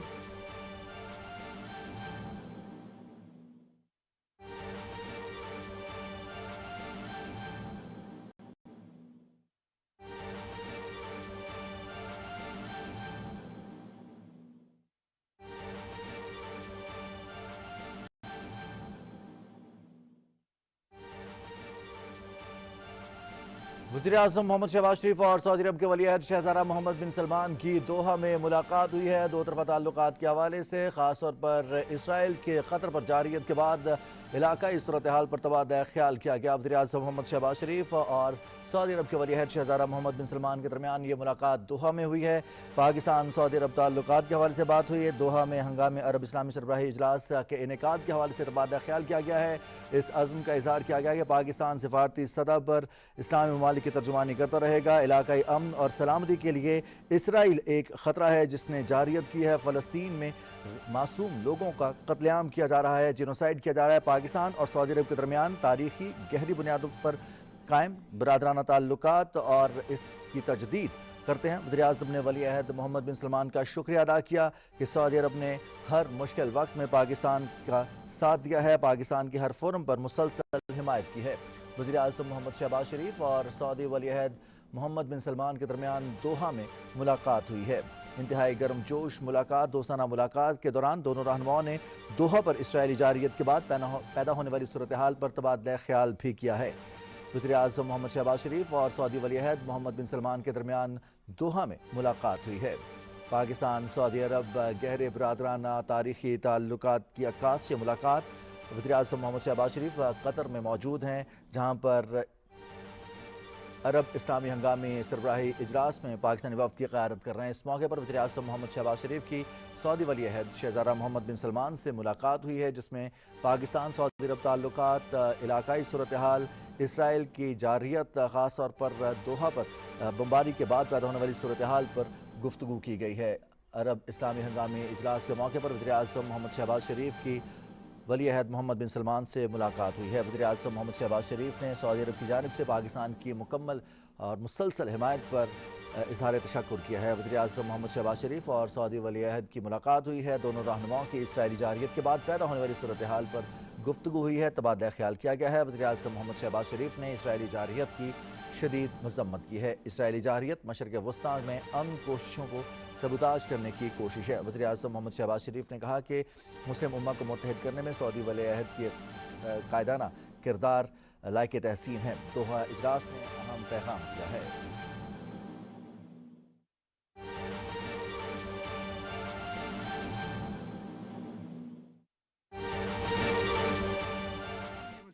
للتهدئة كما أنه يمثل استمرار نهج الاستهتار بالقانون الدولي وتكريسا لواقع يقوم على فرض منهج القوة ومنهج الغاب.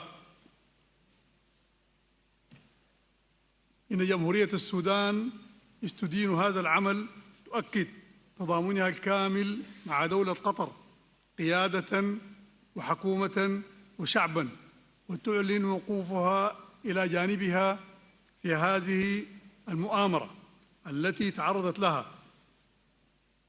إن السودان يجدد تأكيده أن السبيل الوحيد لتحقيق السلام العادل والدائم في الشرق الأوسط هو إقامة الدولة الفلسطينية، وأن أي محاولة لتجاوز هذه الحقيقة ستعني استمرار دوامة الصراع وتهديد الاستقرار الإقليمي والدولي. نؤكد دعمنا لمخرجات هذه القمة، وندعو إلى تحرك عربي وإسلامي ودولي جاد يعيد الأمور إلى نصابها الصحيح، ويضع حداً لسياسات ازدواجية المعايير الناتجة عن خلل واضح في سياسات ومنظومات عمل مجلس الأمن الدولي وأجهزة العدالة الدولية. ختاماً، إننا نؤمن أن وحدة صفنا وتماسك موقفنا المشترك هما السبيل الوحيد والأمثل للتأثير على مسار الأحداث وإعادة الاعتبار لنا وللقانون الدولي، وبناء مستقبل آمن تسوده العدالة والسلام لشعوبنا جميعا. السلام عليكم ورحمة الله وبركاته. شكرا فخامة الرئيس. الآن أحيل الكلمة إلى دولة الدكتور أنور إبراهيم رئيس وزراء ماليزيا. Assalamu alaikum wa rahmatullahi wa barakatuh. I might take this opportunity to extend my appreciation to His Highness Sheikh Tamim Hamad Al-Thani, the Emir of State of Qatar. Excellency, Majesties, Excellencies, Malaysia condemns in the most unequivocal terms the Israeli airstrikes on this very city of Doha. To rain bombs on the capital of a sovereign state is lawlessness, barbaric and indefensible. It was an assault on Qatar's sovereignty, a violation of international law, and a reckless provocation that endangers the security in the region.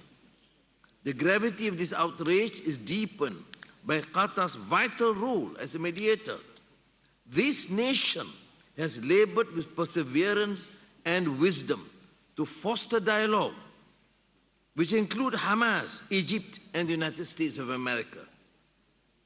This attack certainly is a calculated assault where no nation is to be spared in pursuit of the Israeli Zionist aggression. Meanwhile, Gaza continued to be crushed before our very eyes. Its people have endured decimation and devastation without precedent. Families wiped out, hospitals reduced to ruins, children buried under rubble. In the West Bank, the colonial politics of dispossession continues unabated. This barbarity has expanded to attacks and bombardments on Lebanon and Syria, Yemen, with attacks on Iran as well. This pattern of lawlessness shows utter contempt for the very foundations of civilization and international order. Israel has declared that there will never be a Palestinian state. Let us be clear. This is a declaration of permanent apartheid. It is a repudiation of every United Nations resolution and the right of self-determination. Our people has become wary of words. They have watched us issue condemnation after condemnation, declaration after declaration, while Israel escalates with impunity. As future generations will ask whether we found the courage to act, we do not ask nations to go beyond their basic obligations. Excellencies, and today, even as we meet, a flotilla sails once more towards Gaza, bearing not the implements of war, but the promise of aid for a besieged people. It is a mission of mercy, and we must do all in our power to see that it reaches its shore.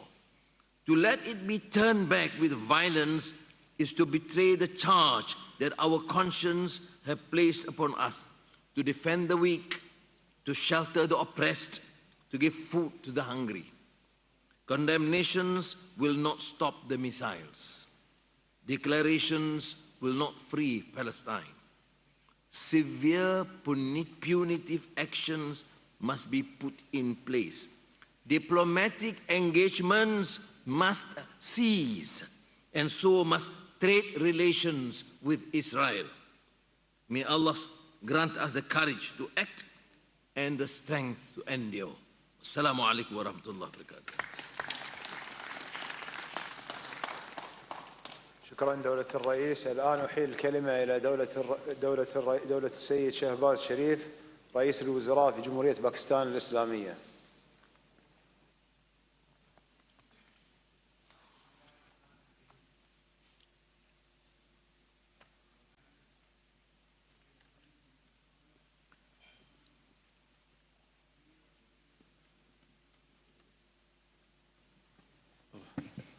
Bismillah ar-Rahman ar-Rahim. Your Highness Sheikh Tamim bin Hamad Al Thani, Amir of the State of Qatar, Your Majesties, Heads of States, Highnesses, Excellencies, distinguished delegates, brothers and sisters, Assalamu alaikum. We gather today on a very somber and sorrowful occasion when the brotherly Islamic State of Qatar was treacherously targeted by an aggressor who violates international law without fear of any consequence. Pakistan strongly condemns Israel's reckless and provocative attack on Doha on September 9 that was clearly aimed at sabotaging peace efforts in the Middle East. This was a flagrant violation of the sovereignty and territorial integrity of the State of Qatar. We express our all-out support and solidarity with our Qatari brothers and sisters. Your Highnesses and Excellencies, Israel's assault against Qatar is not an isolated incident. It is yet another manifestation of its declared hegemonic ambitions. My dear brothers and sisters, even in wartime, the role of peace mediators is always deemed inviolable and held sacrosanct. They are the messengers of fragile hope, hope of keeping dialogue alive to advance prospects of peace. One is therefore compelled to question, why then this charade of negotiations?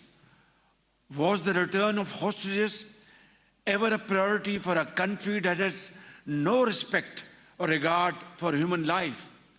Excellencies, we deeply appreciate Qatar's sincere and tireless diplomatic efforts, guided by the able leadership of my dear brother, the Amir, His Highness Sheikh Tamim bin Hamad Al Thani.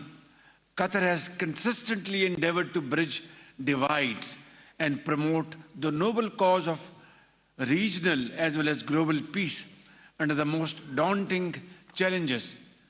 Ladies and gentlemen, while Gaza bleeds, the heart-wrenching cries of its innocent women and children echo through these halls. we can hear the frail voice of the 10-year-old boy Amir, who walked 12 kilometers barefooted for a few morsels of bread, only to be gunned down by Israeli soldiers along with 64,000 of his fellow countrymen. Israel's genocidal campaign has reduced Gaza to rubble and ruin. The world shall always bear the scars of this unending carnage etched on the very soul of humanity. Injustice has reached an unbearable level. This must stop, and stop now. Excellencies, Pakistan reiterates the following urgent and essential steps. Israel must be held accountable for its war crimes against humanity. Creation of an Arab-Islamic task force to adopt effective measures to ward off Israeli expansionist designs. We reiterate the OIC's call to suspend Israel's membership of the United Nations. Fourth, member states should actively consider implementing other appropriate measures against Israel. The UN Security Council must urgently demand from Israel under Chapter 7 of the UN Charter an immediate, unconditional and permanent ceasefire, release of hostages and exchange of Palestinian prisoners. Sixth, guaranteed, sustained and secure humanitarian access to all civilians in need and the protection of aid workers, medical teams, journalists and UN personnel. Above all, Excellencies, we must achieve a just, comprehensive and lasting two-state solution with creation of an independent state of Palestine with pre-1967 borders and Al-Quds Al-Sharif as its capital. Majesties, Highnesses, Excellencies, today in this historic gathering, we have affirmed solidarity in our intentions, in our thoughts, and in our words. In unison, we have all condemned Israel's aggression. Let history record this great moment when we, the leaders of the Arab-Islamic world, have chosen unity, dignity, and courage over silence and inaction. Otherwise, my brothers and sisters, may I submit in all humility, posterity will never forgive us. وختاما أيها الإخوة والأخوات أود أن أختتم كلمتي هذه بقول الله عز وجل واعتصموا بحبل الله جميعا ولا تفرقوا صدق الله العظيم شكرا لكم جميعا والسلام عليكم ورحمة الله وبركاته.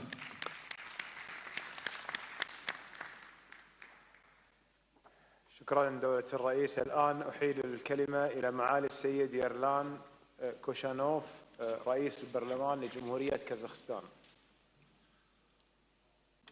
Ұлы биік және жоғары мәртебелілер, қадірлі саммитке қатысушы меймандар. Ассаламу алейкум ва рахматуллахи ва баракатух. Ең алдымен Қазақстан Республикасының президенті Қасым-Жомарт Кемелұлы Тоқаевтың Қатар мемлекетінің әмірі шейх Тамим бен Хамад аль-Таниге және саммитке қатысушыларға жолдаған ыстық ықыласы мен ізгі ниетін жеткізуге рұқсат етіңіздер. Бірлігіміз бен халықаралық құқық қағидаттарының орындалуы сынға түскен кезеңде осы саммитті жоғары деңгейінде ұйымдастырған және бізді шынайы көңілмен қарсы алып отырған Катар үкіметіне шынайы алғысымызды білдіреміз. Өкінішке қарай, бүгінгі кезектен тыс өтіп жатқан алқалы жиын халықаралық ахуалдың күрт нашарлауымен байланысты. Қазіргі таңда таяу шығыстың аймағы үлкен геосаяси қиындықтарға тап болуда. Қазақстан Израильдің Катар мемлекет аумағындағы әскери іс-әрекетін қатаң айыптайды. Бұл ұстанымды президентіміз Қасым-Жомарт Кемелұлы Тоқаев алғаш болып мәлімдеп, Катар мемлекетіне табанды қолдауын білдірді. Жасалған шабуыл қандай мақсатты көздесе де, мұндай әрекеттерге жол берілмеуі тиіс. Бұл Катар мемлекетінің егемендік құқығын бұзады және халықаралық құқық қағидаттарына қайшы келеді. Осындай шабуыл мемлекеттің қауіпсіздігіне ғана емес, халықаралық тәртіптің негізін басшылыққа алатын мемлекеттердің теңдігі мен егемендігіне де нұқсан келтіреді. Қатар Қазақстанға бауырлас мемлекет және таяу шығыстағы жалпы араб әлеміндегі басты серіктесінің бірі. Бүгінде Доха өзінің бітімгершілік саясатының арқасында жаһандық тұрақтылық пен қауіпсіздікті қамтамасыз етуге орасан үлес қосып келеді. Халықаралық аренада өзара сенім мен диалогты, бейбітшілікті нығайтуда маңызды рөл атқарып жатыр. Қатар мемлекетінің игі бастамалары мен күш-жігері халықаралық қауымдастықтың жоғары бағасына ие болып, кеңінен мойындалуда. Халықаралық қақтығыстар мен жандалдарды реттеу мәселесі бойынша Қазақстанның ұстанымы айқын. Кез келген дағдарыс Біріккен ұлттар ұйымының жарғысы мен халықаралық құқық нормалары негізінде бейбіт диалог арқылы шешілуге тиіс. Бұл қақтығыстарды шешуде осы қағидаларды толыққанды қолдануға, олардың мызғымастығын қамтамасыз етуге шақырамыз. Әскери күш қолдану мен зорлық-зомбылықтың жаңа толқынын туғызады. Бейкүнә жандардың қазасына келеді. Осы сәтте Газада болып жатқан қайғылы оқиғаларды елемей кете алмаймыз. Қақтығыс салдарынан бейбіт халық зардап шегіп жатыр. Біз әуел бастан Газа секторындағы әскери қимылдарды дереу тоқтатуға және оның тұрғындарына гуманитарлық көмек көрсетуге тұрақты түрде шақырып келеміз. Өз кезегінде Қазақстан Газаға қаржылай және материалдық көмек көрсетті. Бұл үрдіс биылғы жылғы қаңтар айында штаб-пәтері Астанада орналасқан азық-түлік қауіпсіздігі жөніндегі ислам ұйымы арқылы да жалғасты. Осы тұрғыда Палестина халқына гуманитарлық көмекті арттыру үшін баршаңызды аталған ұйымның әлеуетін пайдалануға шақырамыз. Қазақстан Палестина мәселесін Біріккен ұлттар ұйымының қауіпсіздік кеңесі бекіткен екі халық үшін екі мемлекет формуласы негізінде қолдайтынын қуаттайды. Осы тұрғыда Қатар әмірі Шейх Тамимнің Палестинадағы ахуалды тезірек тұрақтандыруға бағытталған бітімгершілік саясатын, басқа да бейбіт бастамалары мен күш-жігерлерін қолдайтынымызды атап өткім келеді. Құрметті саммитке қатысушылар, Қазақстан ислам әлемінің бірлігі мен ынтымағын жоғары бағалайды. Біз діни, мәдени және ортақ тарихи құндылықтарымызға, бауырластығымыз бен берік достығымызға сүйене отырып, әділдікті, бейбітшілік пен тұрақты дамуды қамтамасыз етуде әрдайым бір болуға шақырамыз. Тыңдағандарыңызға рахмет.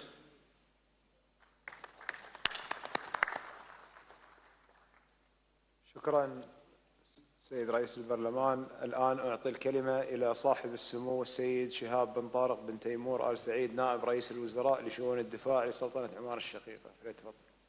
شكرا. بسم الله الرحمن الرحيم. الحمد لله رب العالمين والصلاة والسلام على أشرف المرسلين سيدنا محمد وعلى آله وصحبه أجمعين.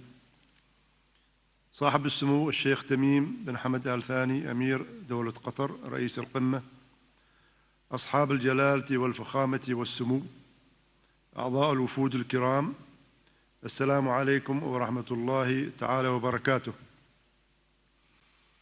أتشرف بداية أن أنقل تحيات حضرة صاحب الجلالة السلطان هيثم بن طارق المعظم سلطان عمان حفظه الله ورعاه، وتقديره العميق لجهود دولة قطر الشقيقة في استضافة هذه القمة الاستثنائية في لحظة بالغة الخطورة من تاريخ العالم. أصحاب الجلالة والفخامة والسمو، الحضور الكريم، لقد جاء الهجوم الغادر الذي تعرضت له دولة قطر الشقيقة ليكشف بوضوح خطورة المرحلة التي نمر بها واتساع دائرة الحرب التي تشنها إسرائيل في منطقتنا، غير عابئة بالقانون الدولي أو بالشرع أو This act of belligerence reiterate their total support and solidarity with Qatar leadership and people, reiterating that the security of Qatar is the security of the Gulf and the entire Arab and Muslim nation. We should not pause at mere words of condemnation, yet move ahead to take tangible, firm, conclusive measures within the regional and global venues, including the Security Council and UN General Assembly, and to employ the international law to bring Israel to justice for the crimes and violations perpetrated by them, and to act together to block this course of action which undermines the regional and global peace and security. If not, Israel will be encouraged to continue with their demeanor under total impunity. Therefore, we are required to translate the Arab and Muslim solidarity into tangible measures and impactful pressure to end the Israeli occupation, restore the lawful rights, and also restore the sovereignty and dignity of sovereign states. Our summit is convened today to send a message that our Arab and Muslim nation is capable of surmounting all obstacles if united, simply for the reason that unity is the only solution for a prosperous future to our peoples and a linchpin to safeguarding our security and stability. Now I give the floor to Mr. Rashid bin Aidov, the العقد يؤكد أن أمتنا العربية والإسلامية قادرة على مواجهة التحديات إذا ما توحدت كلمتها، وأننا على يقين أن وحدة الصف هي السبيل الأمثل لصون مستقبل شعوبنا وحماية أوطاننا. حفظكم الله والسلام عليكم ورحمة الله تعالى وبركاته. شكرا صاحب السمو. الآن أعطي الكلمة لمعالي السيد رشيد ميريدوف، نائب رئيس مجلس الوزراء ووزير الخارجية لجمهورية تركمانستان. Listening to the speech. Bismillahirrahmanirrahim. Assalamu alaikum wa rahmatullahi wa barakatuh. Your Highness Sheikh Tamim bin Hamad Al Thani, Amir of the State of Qatar, Your Excellencies, heads of states and governments, ladies and gentlemen. First of all, I would like to convey best regards of the President of Turkmenistan, Mr. Serdar Berdimuhamedov, and the national leader of the Turkmen people, Gurbanguly Berdimuhamedov, to all of the participants of today's meeting.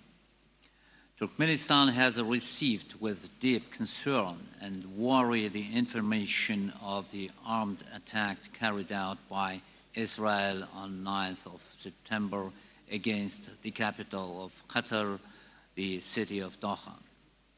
We condemn such actions and consider them as a breach of the sovereignty of the state of Qatar and a gross violation of international law. Turkmenistan expresses its sincere condolences to the families of those who lost their lives.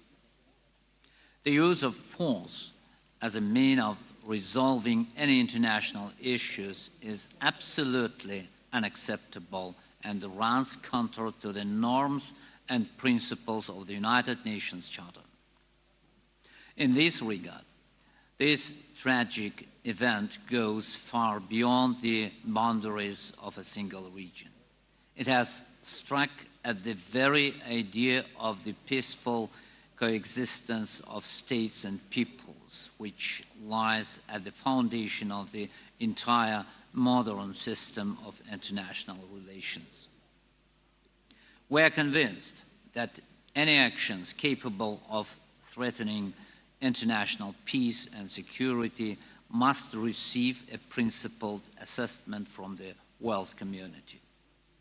Acts of the use of force against sovereign states not only reduce the level of international security, but also undermine the very foundation of mutual trust between countries.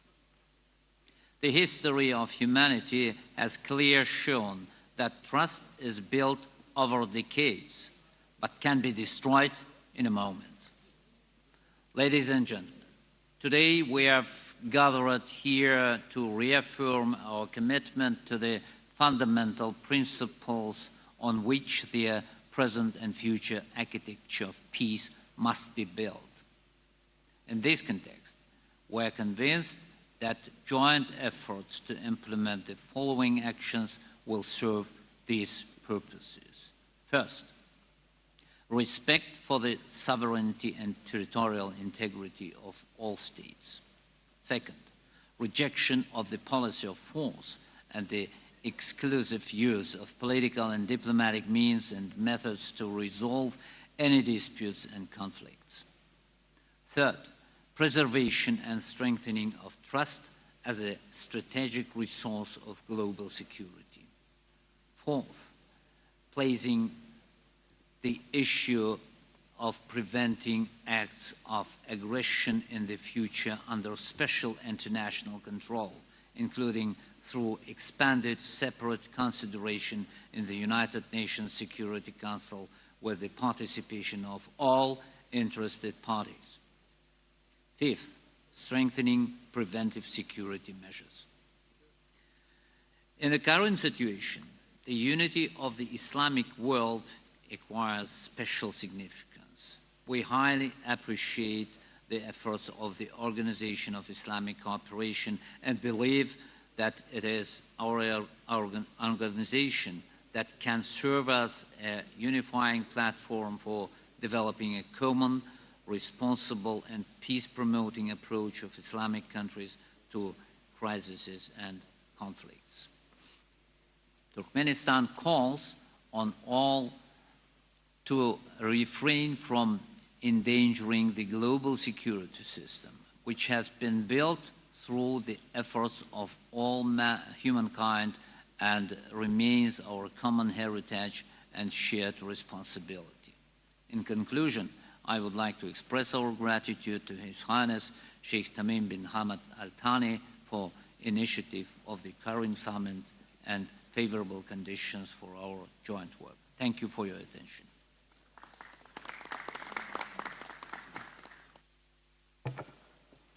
شكرا عليك. الآن أعطي الكلمة إلى معالي السيد جيهون براموف وزير خارجية جمهورية أذربيجان.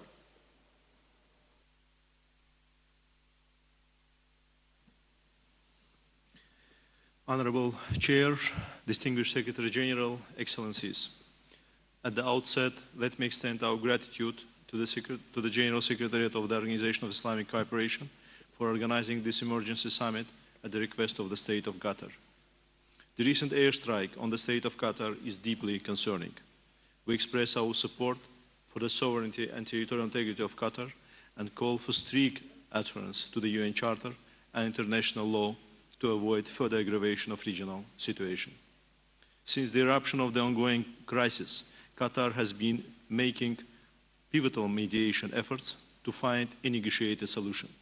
We highly appreciate and commend Qatar's effort to facilitate negotiations between the parties, including through providing its soil for direct negotiations. In this context, we are concerned that the latest developments risk disruption of the negotiation process at the expense of prolonging the crisis in Gaza. This has already led to serious humanitarian tragedies and further delay in ending this crisis through dialogue and negotiations must be avoided. It is imperative to preempt any measures that could further deteriorate the fragile security environment in the Middle East or undermine the remaining prospects for a lasting resolution. Instead, all involved stakeholders should endeavor to find common ground on the path to a permanent ceasefire in Gaza to end the plight of its residents. Good faith dialogue and de-escalation need to be prioritized. Excellencies, the severe humanitarian disaster in Gaza and across Palestine demands immediate response. Alongside peace-building efforts, consistent and secure humanitarian access is essential to alleviating the suffering of the Palestinian people in Gaza and addressing the deepening humanitarian crisis. As a committed member of the OIC and its designated chair for the year 2026, Azerbaijan remains firm in its solidarity with the people of Palestine.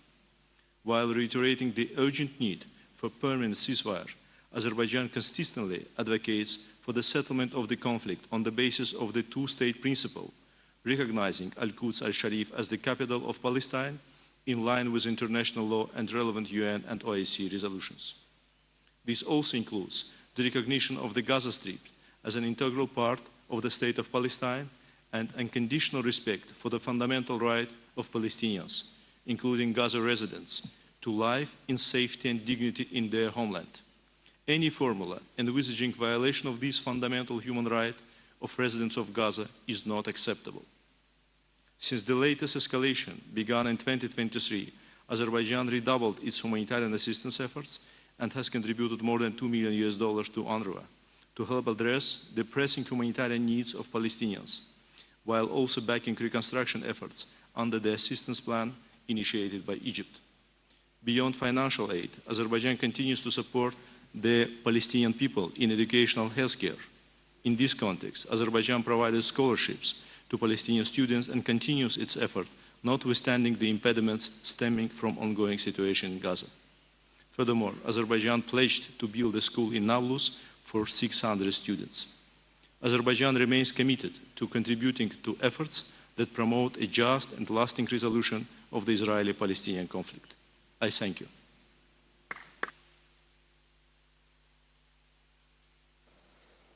شكرا معاليك. أعطي الكلمة الآن إلى معالي السيد محمد توحيد حسين وزير الخارجية لجمهورية Bangladesh الشعبية.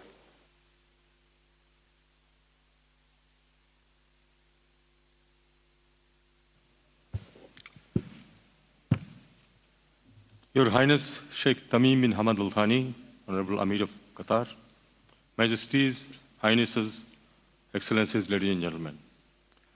Let me begin by expressing on behalf of the people and the government of Bangladesh our deepest solidarity with the brotherly state of Qatar and its resilient people. We condemn in the strongest possible terms the unprovoked and unjustifiable Israeli attack on the sovereign territory of Qatar. This attack is not merely an assault on Qatar.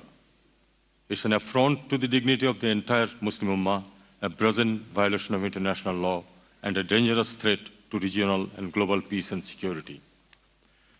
Bangladesh views this aggression as part of a disturbing pattern of reckless adventurism by Israel, which continues to disregard the UN Charter, international humanitarian law, and repeated resolutions of the United Nations.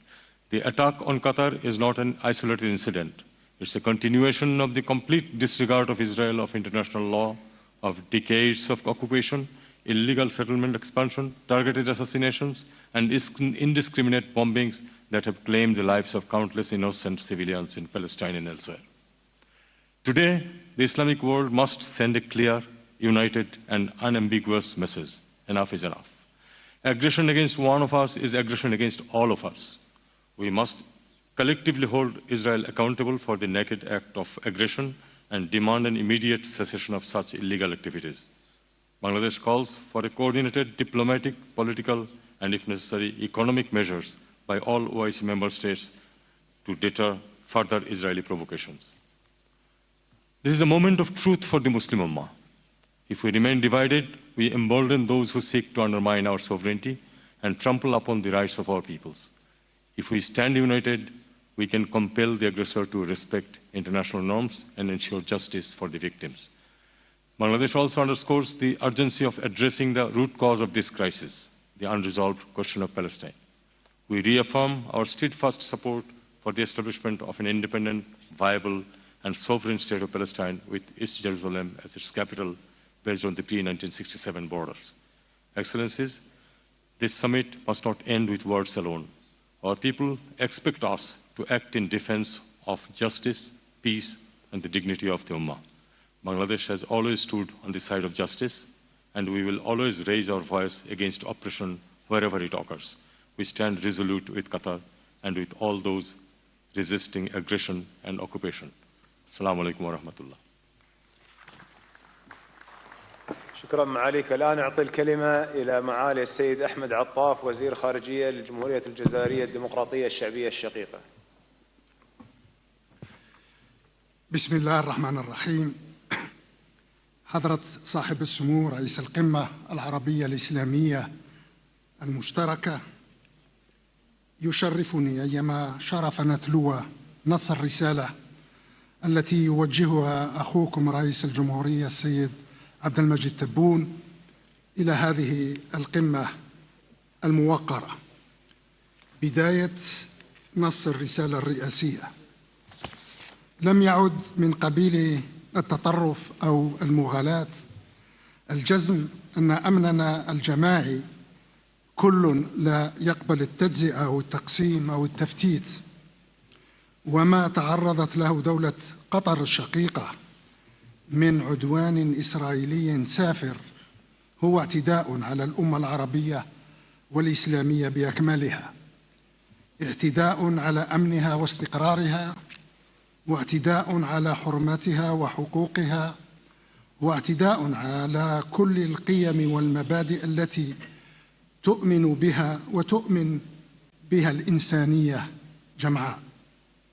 في وجه هذا العدوان الغاشم تقف الجزائر صادقة ومخلصة مع دولة قطر قيادة وحكومة وشعبا، وللأشقاء في هذا البلد الغالي على قلوبنا كل الدعم والسند من الجزائر في اتخاذ ما يرونه مناسبا وضروريا لصون سيادتهم والحفاظ على سلامة أراضيهم وتوفير الحماية اللازمة لمواطنيهم. إن خطورة الظرف الراهن في منطقة الشرق الأوسط تفوق بكثير ما يمكن أن تختزله كلمات بعينها أو مفردات بذاتها. نحن لا شك أمام مرحلة تاريخية حاسمة وفاصلة، مرحلة لا يستعصي فيها تشخيص الأخطار والتهديدات الماثلة أمامنا. لقد بات جليا للجميع أن الاحتلال الإسرائيلي لا يرى أي حدود لهيمنته وتسلطه وتجبره، كما أنه لا يرى أي سقف لانتهاكاته الممنهجة للقانون الدولي والميثاق الأممي، بل وحتى لأبسط قواعد التعايش المتمدن والمتحضر. ولقد بات جليا للجميع أن الاحتلال الإسرائيلي لا يتصور أمنه إلا على حساب أمن غيره، ولا يستوعب استقراره إلا في تصدع استقرار غيره، ولا يرى سبيلا لتحقيق سكينته إلا عبر إدخال المنطقة برمتها في دوامة لا متناهية من العنف والخراب والدمار. ولقد بات جليا للجميع كذلك أن الاحتلال الإسرائيلي بسياساته العدوانية وممارساته الإجرامية أضحى يشكل أكبر خطر على السلم والأمن إقليميا ودوليا. كيف لا وموازاة مع إبادته المتواصلة للشعب الفلسطيني في غزة، لم يتردد هذا الاحتلال منذ بداية عامنا هذا في الاعتداء والتجني على 5 دول في المنطقة: لبنان، سوريا، اليمن، إيران، والآن قطر. كيف لا وهو الذي كلما لاح أفق إنهاء عدوانه على غزة إلا وكان رده بالتصعيد والمغالاة وفتح الجبهة تلو الجبهة. كيف لا وهو الذي يهدد بإعادة رسم جميع الحدود في المنطقة بعد إحياء خرافة إسرائيل الكبرى.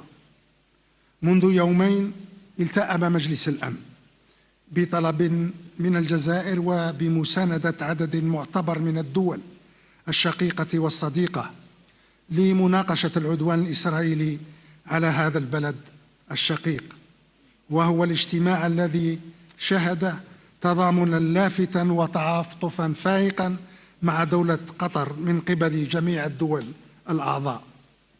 فالمجتمع الدولي لم يعد خافت الصوت ولا ضعيف العزيمة ولا متحفظا في الرد على الاحتلال الإسرائيلي، بل صار في غالبيته العظمى متيقنا من أنه لا مناص من الردع والعقاب لمن يحسب نفسه استثناء من كافة القواعد والأحكام والضوابط التي يتقيد بها غيره. فلتكن قراراتنا متوافقة مع هذا السياق، ولندفع صفا واحدا وموحدا نحو ترجمة الوعي الدولي المتزايد إلى إجراءات حازمة للجم غطرسة المحتل وإنصاف دول وشعوب المنطقة والتسريع بمعالجة لب وجوهر الصراع برمته. انتهى نص الرسالة الرئاسية، وشكرا لكم جميعا. شكرا معاليك. الآن أعطي الكلمة إلى معالي السيد زينبك كولابييف وزير الخارجية الجمهورية القرغيزية. Your Highness Sheikh Tamim bin Hamad Al Thani, Amir of the State of Qatar, Honorable Heads of States and Governments, distinguished Heads of Delegation, Assalamu alaikum wa rahmatullahi wa barakatuh. First of all, on behalf of the President of Kyrgyz Republic, His Excellency Mr. Sadir Japarov, allow me to warmly greet all participants to today's extraordinary Arab-Islamic Summit and to wish us all successful and fruitful work. Distinguished Heads of Delegation, today we are gathered in the city of Doha during a difficult time for our Ummah. We all know the reason for this meeting. The actions of the State of Israel, which go against the world order that openly violate the principles of international law, including the actions directed against the State of Qatar, have caused us serious concern. By violating Qatar's airspace, Israel has carried out actions that break the main rules of international law and the Charter of the United Nations. As a result, the territorial integrity and sovereignty of Qatar have been harmed. Moreover, this created a serious threat to the safety of Qatari citizens and residents. Therefore, President of Kyrgyz Republic, Sadir Japarov, strongly condemned the missile strike of Doha, the capital of Qatar, and the call for preventing such actions for the future. We also express our sincere condolences to the families of those who lost their lives, and they wish a quick recovery to the injured. We fully support the efforts of the government of Qatar to defend itself.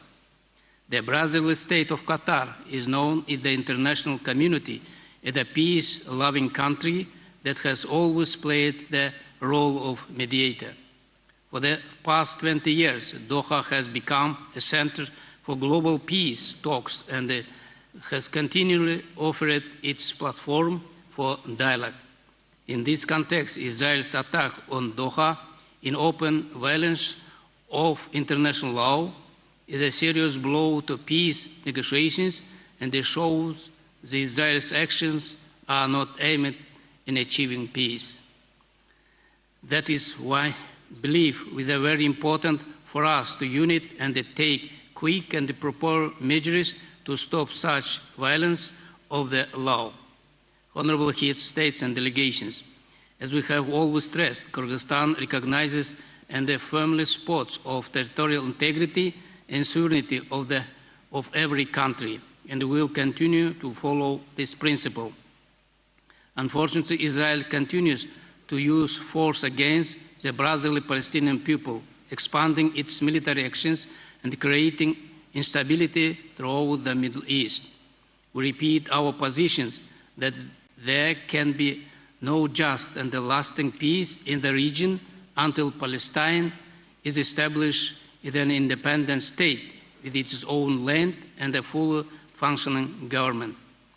The illegal occupation of Gaza, Israel's ongoing military operations, and the deep humanitarian crisis demand that the international community unite and act quickly.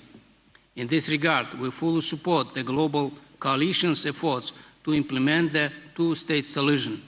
We will continue to support all constructive efforts to ease the suffering of the Palestinian people, to achieving a just and lasting peace in the Middle East, and to lower tensions in the region.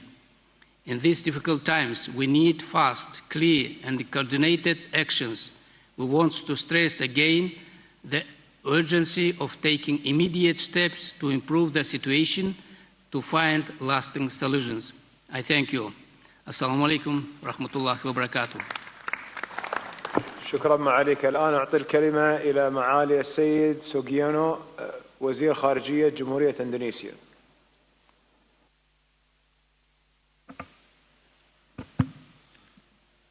Assalamualaikum warahmatullahi wabarakatuh. Your Highness Sheikh Tamim bin Ahmad Al-Thani, Emir of the State of Qatar, Majesties, Excellencies, leaders of the Arab-Islamic Summit, OIC. At the outset, I want to express our profound gratitude and appreciation to His Highness Sheikh Tamim bin Hamad Al-Thani, the Emir of State of Qatar, for the generous hosting, invitation, and organizing of this excellent conference. Allow me to convey the warmest regards and sincere regrets from President Prabowo Subianto, who deeply values the significance of this emergency summit and greatly appreciates Qatar's leadership in hosting it. President Prabowo himself traveled to Doha 3 days ago on September 12th to personally meet with His Highness Sheikh Tamim bin Hamad Al-Thani, Emir of the State of Qatar. His visit was a clear message of Indonesia's unwavering support for Qatar following the horrific and cowardly attack on Doha by Israel, and reaffirmed Indonesia's enduring commitment to peace in the Middle East. We salute the resilience of Qatar and joining the Qataris in condolences to those who martyred and joining the prayer for those who wounded and wish for a speedy recovery. And we stand in solidarity with you in this trying time. Majesties, Highnesses, Excellencies, Indonesia condemns the recent Israeli attack against Qatar. It is a flagrant breach of international law, the UN Charter, and the very principles upon which the OIC was founded. It is not only an attack on Qatar's sovereignty, but also a grave threat to regional and global peace and any attempts to negotiate peace itself. What we witness in Doha is not an isolated incident, it's a tragic consequences of decades-long impunity. And let us be clear that the Palestinian question is not solely about Palestine. It's about the survival of our nations, the dignity of our people, and the sanctity of international law. Majesties, Your Highnesses, and Excellencies, as mentioned by the previous speakers, this summit must issue one collective response which is clear, principled, and united. Indonesia believes that this summit must not only issue collective condemnation against Israel, but also to urge the United Nations Security Council to fulfill its mandate by taking firm and urgent measures to ensure accountability and prevent any recurrence. And we must strengthen solidarity among OIC members to confront such barbarous act. And at the same time, we must not lose sight of the root cause, which is Israel's illegal occupation of Palestine. For Indonesia, the path to lasting peace remains unchanged. The realization of the sovereign state and independent state of Palestine, with East Jerusalem as its capital, based on relevant UN resolution. We will continue to stand shoulder to shoulder with Qatar, with Palestine, and with all nations that uphold international law and humanity. Let this summit be remembered as the moment the OIC stood firm, defending sovereignty, humanity, and justice. Thank you. Assalamualaikum warahmatullahi wabarakatuh. شكرا معاليك. الآن أعطي الكلمة إلى معالي السيد محمد علي النفطي وزير الشؤون الخارجية والهجرة والتونسيين بالخارج جمهورية تونس الشقيقة. شكرا السيد رئيس. بسم الله الرحمن الرحيم، والصلاة والسلام على أشرف المرسلين أصحاب الجلالة والفخامة والسمو والمعالي. يشرفني بداية أن أنقل إلى حضرة صاحب السمو الشيخ تميم بن حمد آل ثاني أمير دولة قطر الشقيقة، وإلى أصحاب الجلالة والفخامة والسمو أحر تحيات سيادة رئيس الجمهورية الأستاذ قيس سعيد، وصادق تضامنه وتعاطفه مع دولة قطر الشقيقة قيادة وحكومة وشعبا على إثر العدوان الغاشم الذي تعرضت له دولة قطر، وتمنياته بنجاح القمة العربية والإسلامية الطارئة التي تستضيفها العاصمة القطرية الدوحة في هذا الظرف الدقيق، شاكرين للأشقاء في دولة قطر حسن التنظيم وكرم الاستقبال والوفادة. أصحاب المعالي، تنعقد قمتنا الطارئة اليوم في ظرف فارق وشديد الخطورة تشهده المنطقة، كشف بل وثق مرة أخرى وبكل وضوح وعلى مرأى المجتمع الدولي بكل مكوناته حقيقة صلف الكيان الصهيوني وغطرسته التي أكدت أحقية وصفه بالكيان المعادي للسلام والمصدر الرئيس للأزمات ولا عدم الاستقرار في المنطقة. فلم تكفه قرابة 2 من حرب الإبادة الجماعية وسياسة التجويع ضد الشعب الفلسطيني الشقيق واعتداءاته الوحشية وانتهاكاته المتواصلة لحرمات وسيادة أوطان أشقائنا في لبنان وسوريا وإيران، لتمتد اليد الغادرة للكيان الصهيوني لتطال دولة قطر الشقيق. وإذ تجدد تونس تضامنها الكامل مع دولة قطر الشقيقة ودعمها التام لكل جهودها للدفاع عن حرمة أراضيها وسيادتها الوطنية، فإنها تؤكد أن استهداف الكيان الصهيوني لهذه الدولة الشقيقة بوصفها أحد أبرز وسطاء المفاوضات الجارية لوقف العدوان على قطاع غزة يثبت بدون أدنى شك رفض هذا الكيان لأي مساع سلمية من أجل وقف عمليات القتل والتنكيل التي يقترفها ضد الشعب الفلسطيني والشعوب العربية، وانتهاج قادته سياسة الهروب إلى الأمام وسعيهم إلى فرض أمر واقع جديد في المنطقة، معتقدين أن مثل هذه السلوكيات الرعناء ستمكنهم من كسر إرادة الشعب الفلسطيني وإرهاب الدول العربية والإسلامية، وبالتالي الإفلات من المحاسبة والعقاب الذي ينتظرهم أمام الهيئات والمحاكم الدولية. لقد بات واضحا على إثر تواصل اعتداءات الكيان الصهيوني على الأراضي العربية والإسلامية استهداف هذا الكيان الصهيوني بما لا يدع مجالا للشك للعمق الأمني العربي والإسلامي الذي لم تعد أي دولة من دول المنطقة بمنأى عن مخاطره وتهديداته وتداعياته. ونؤكد من هذا المنبر أن منظومة الأمن القومي العربي والإسلامي كل لا يتجزأ، وبات علينا جميعا تكثيف التعاون والتضامن وتوحيد الصفوف من أجل الوقوف أمام كل التهديدات التي يمثلها الكيان المحتل على السلم والأمن والاستقرار، لا في المنطقة فحسب بل في العالم بأسره. وكذلك تكثيف جهود المجموعة العربية والإسلامية تحت لواء منظمتينا من أجل إفشال هذا المخطط البغيض والخطير الذي يستهدف وجود شعوبنا ووحدة دولنا.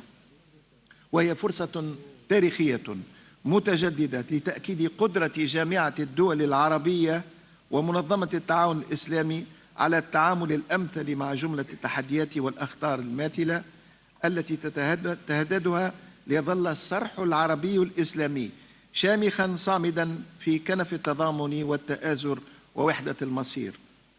أصحاب الفخامة والسمو والمعالي، تدعو تونس من المجتمع الدولي وخصوصا مجلس الأمن التابع للأمم المتحدة إلى تحمل مسؤوليته القانونية والأخلاقية والإنسانية والتحرك بكل جدية وحزم من أجل وضع حد للعربدة الصهيونية ووقف عمليات القتل والتجويع والإرهاب في الأراضي الفلسطينية بصفة فورية ودائمة، كما تشدد على ضرورة تكثيف التحركات والاتصالات مع شركاء دول المنطقة من القوى الدولية الفاعلة لحسم موقفها إزاء جرائم الكيان الصهيوني والدفع في اتجاه وقف فوري لعدوانه على قطاع غزة واعتداءاته على دول وشعوب بالمنطقة، حفاظا على مصداقيتهم إزاء شركائهم وعلى مصداقية المنتظم الأممي، لا سيما مجلس الأمن ودوره المحوري في الحفاظ على السلم والأمن الدوليين.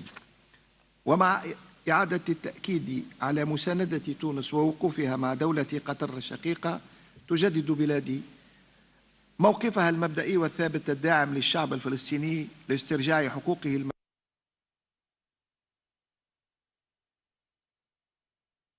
المشروعة التي لن تسقط بالتقادم، وفي مقدمتها إقامة دولته المستقلة كاملة السيادة على كل أراضي فلسطين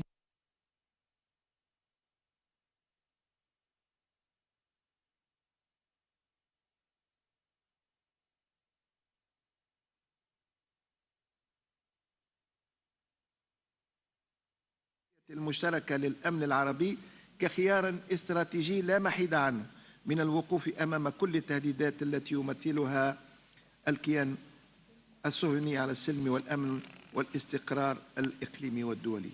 إن الأمة العربية والإسلامية بكافة مكوناتها لها من المقومات الحضارية والإنسانية ما يؤهلها لتحقيق المصالحة الجماعية واستعادة الثقة في إمكانياتها ومقدراتها البشرية والطبيعية على درء الظلم ونصرة الحق والاطلاع بدور فاعل وناجز في تحقيق العدالة الإنسانية ومواصلة الإسهام في بناء الحضارة الكونية، مما يجبر كل مارق على الكف عن اختبار صبر أمة صامدة ستستعيد حتما حقوقها كاملة بفضل إرادة شعوبها وحسن نوايا وعزم قادتها، عزم لن يلين مهما تفاقمت حجم التحديات.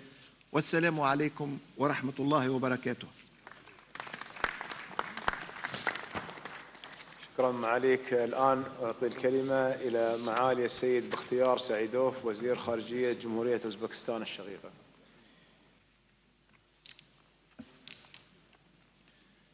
بسم الله الرحمن الرحيم. الحمد لله رب العالمين والصلاة والسلام على رسول الله. Amma ba'd. Hurmatli rais janoblari, hurmatli delegatsiyalar rahbarlari. Assalomu alaykum va rahmatullohi va barakatuh. Avvalambor Qatar davlati amiri Shayx Tamim al-Soni a'lo hazratlariga hamda bugungi sammitning barcha ishtirokchilariga O'zbekiston Respublikasi prezidenti muhtaram Shavkat Mirziyoyev janobi oliylarining samimiy salomlari hamda yuksak ehtiromlarini yetkazishga ijozat bergaysiz. Bugungi muhim anjumanda ishtirok etish va unda O'zbekiston rahbarining ushbu nutqini o'qib eshittirish menga ulkan sharaf bag'ishlaydi. Bismillahirrohmanirrohim. Hurmatli rais janoblari, hurmatli delegatsiyalar rahbarlari, birodar Qatar davlatiga birdamlik tuyg'ularimizni izhor etish, butun islom olamini tashvishga solayotgan muhim masalalarni batafsil muhokama qilishga bag'ishlangan mazkur tadbir qatnashchilariga o'zimning samimiy ehtiromimni izhor etishdan mamnunman. Ko'pchiligimiz uchun qadrli maskan bo'lgan Doha shahri Isroil tomonidan amalga oshirilgan harbiy hujum haqidagi xabar qalblarimizni qattiq larzaga soldi.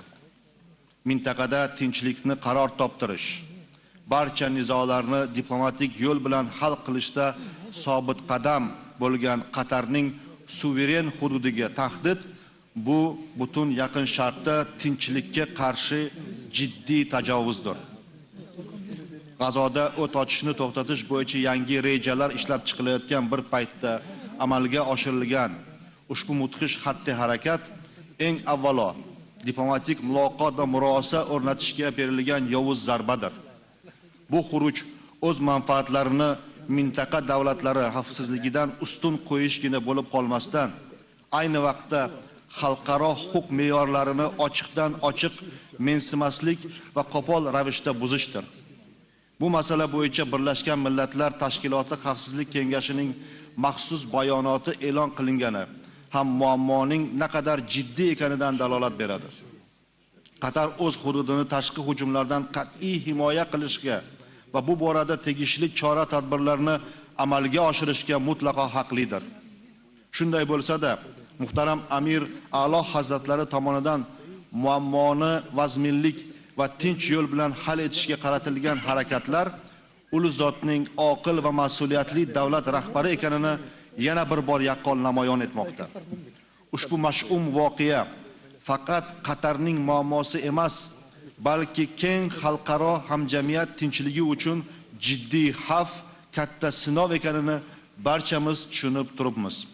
O'zbekiston bunday buzg'unchi xatti-harakatlarni keskin qoralaydi hamda Yaqin Sharq mintaqasida tinchlik va barqarorlikka tahdid soluvchi har qanday urinishlarga qarshi ekanini qat'iy ta'kidlaydi. Yuzaga kelgan vaziyatning yanada keskinlashishiga yo'l qo'ymaslik, xalqaro jamiyatni zarur choralar ko'rishga chaqiramiz. Afsuski bu Yaqin Sharqda kuzatilayotgan yagona favqulodda vaziyat emas. Gaza va uning atrofidagi hududlarda bir necha yildan buyon davom etayotgan adolatsiz va qonli xuruj ko'lami yanada kengayib, bevosita qo'shni davlatlarni ham qamrab olmoqda. Dunyo hamjamiyatining qat'iy chaqiriqlariga qaramasdan, xalqaro me'yorlar va rezolyutsiyalarning qo'pol ravishda buzilishi hanuz davom etmoqda. Tinch aholi, begunoh bolalar va ayollarning o'limiga olib kelayotgan harbiy hujumlar inson huquqlariga zid ekanini va xalqaro gumanitar holatni favqulodda og'irlashtirib yuborayotganini alohida ta'kidlab o'tmoqchiman. Shu o'rinda iyul oyida New Yorkda tashkil etilgan Falastin masalasi bo'yicha BMT xalqaro konferensiyasida qabul qilingan qarorlar o'z samarasini beradi degan umiddamiz. Hurmatli sammit ishtirokchilari, O'zbekiston xalqaro miqyosdagi muammolarni tinchlik va diplomatiya yo'li bilan hal etishga qaratilgan barcha tashabbuslarni qo'llab-quvvatlaydi. Bu borada sammitimizda umumiy siyosiy iroda va birdamlikni namoyon etib, global va mintaqa darajasida samarali yechimlar ishlab chiqilishiga va hayotga tezroq joriy etilishiga ishonamiz.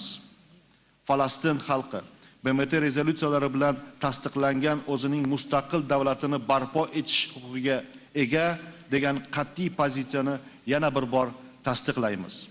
Biz G'azodagi murakkab vaziyatga bag'ishlab o'tgan yili Saudiya Arabistonida tashkil etilgan sammitda bildirilgan barcha tashabbuslarimizni ro'yobga chiqarish maqsadida aniq choralarni ko'rdik. Xususan mojaroda jabrlangan bir guruh Falastin fuqarolarini yurtimizda qabul qildik. Ularga zarur tibbiy, ijtimoiy, moddiy va ma'naviy yordam ko'rsatish bo'yicha davlatimizning maxsus farmoni qabul qilindi va shu maqsadda alohida jamg'arma tuzildi. Hurmatli delegatsiyalar rahbarlari, bugungi favqulodda uchrashuvimiz Yaqin Sharq muammosini hal etishda muhim qadam bo'ladi deb umid qilaman. Qatar bilan birdam ekanimizni yana bir bor ta'kidlab, Shayx Tamim al-Soniy A'lo Hazratlariga Alloh taoladan madad berishini, jahonda tinchlik, osoyishtalik ne'matini ziyoda qilishini, musulmon ummati birdamligini yanada mustahkamlashini so'rab qolamiz. Shavkat Mirziyoyev, O'zbekiston Respublikasi Prezidenti. E'tiboringiz uchun rahmat. Assalomu alaykum va rahmatullohi va barakatuh. شكرا معاليك. الآن أعطي الكلمة إلى السيد محمد جالو نائب الرئيس لجمهورية غامبيا. أعوذ بالله من الشيطان الرجيم. بسم الله الرحمن الرحيم. Your Royal Highness Sheikh Tamim bin Ahmad bin Khalifa Al Thani, Emir of the State of Qatar, our host and chairman of this extraordinary Arab-Islamic summit. Your Majesties, Your Highnesses, Your Excellencies, Heads of State and Government, Your Excellency Mr. Ahmed Abul Ghaid, Secretary General of the League of Arab States, Your Excellency Mr. Hussein Ibrahim Taha, Secretary General of the Organization of Islamic Cooperation, Honorable Ministers, distinguished delegates. It's a great honor to address this important high-level extraordinary gathering. First and foremost, I extend to you greetings and best wishes on behalf of the government and people of the Gambia, and indeed on behalf of His Excellency Mr. Adama Barrow, President of the Republic of the Gambia. I seize this opportunity as well to express sincere gratitude and heartfelt appreciation to His Highness Emir Sheikh Tamim bin Hamad bin Khalifa Al Thani, the government and people of the State of Qatar, for hosting this very important summit at a critical time for the Arab and Middle East region and for our Muslim Ummah.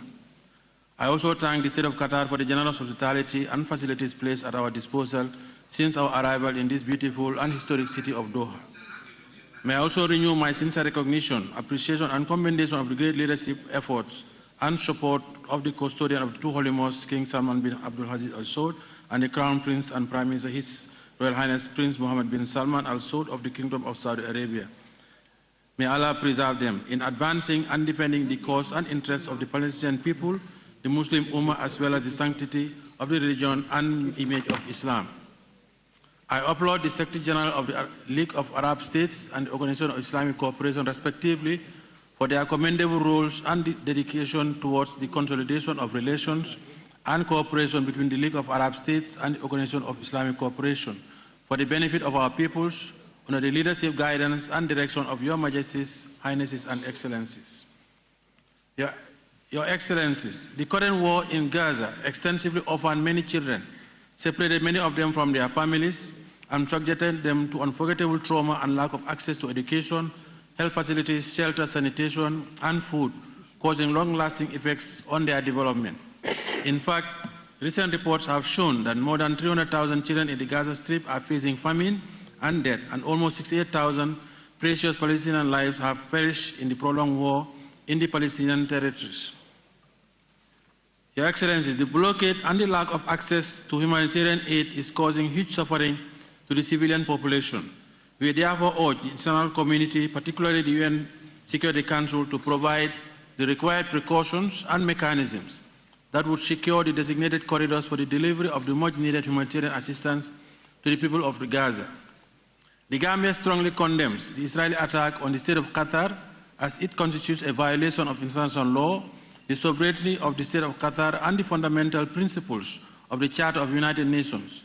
Such actions within a sovereign state by another sovereign state undermine peace and security in the Middle East and beyond. The government of the Gambia expresses its deepest solidarity.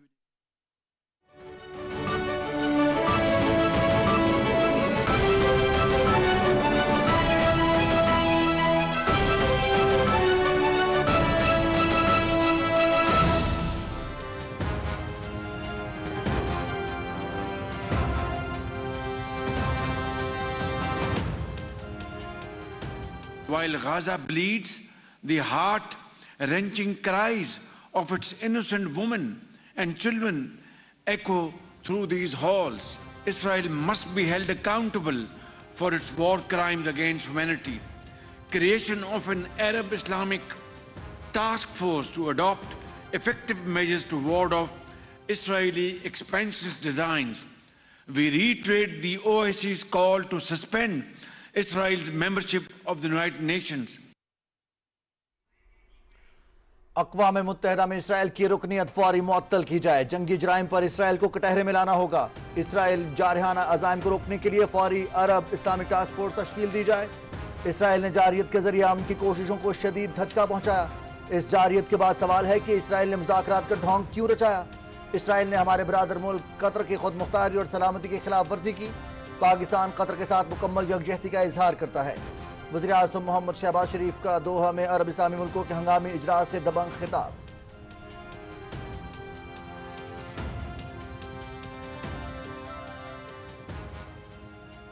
Above all, Excellencies, we must achieve a just, comprehensive and lasting two-state solution with creation of an independent state of Palestine with pre-1967 borders and Al-Quds Al-Sharif as its capital.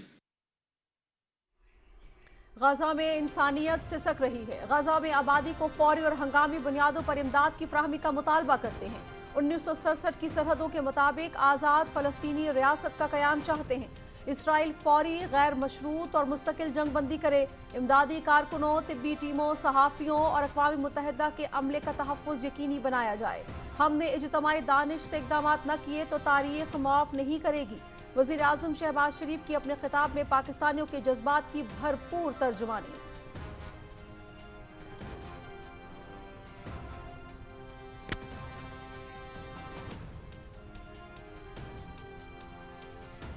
दोहा में अरब इस्लामी मुल्कों के हंगामी इजलास के मौके पर वज़ीर आज़म मोहम्मद शहबाज शरीफ की आलमी रहनुमाओं से पुरतपाक मुलाकातें। वज़ीर आज़म से अमीर कतर शेख तमीम बिन हमद सानी, ترکیہ کے صدر رجب طیب ایردوان، تاجک صدر امام علی رحمان، مصر کے صدر عبد الفتاح السیسی اور ملیشیا کے وزیر اعظم انور ابراہیم نے پرجوش انداز میں ملاقات کی۔ وزیر اعظم محمد شہباز شریف اور سعودی ولی عہد شہزادہ محمد بن سلمان کے درمیان خوشگوار جملوں کا تبادلہ۔ فلسطین کے صدر محمود عباس سے باہمی احترام کے طور پر بغل گیر ہوئے۔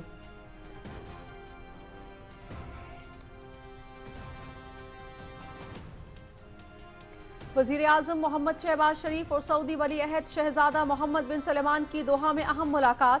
اسرائیلی جارحیت کے بعد پیدا ہونے والی صورتحال پر تبادلہ خیال۔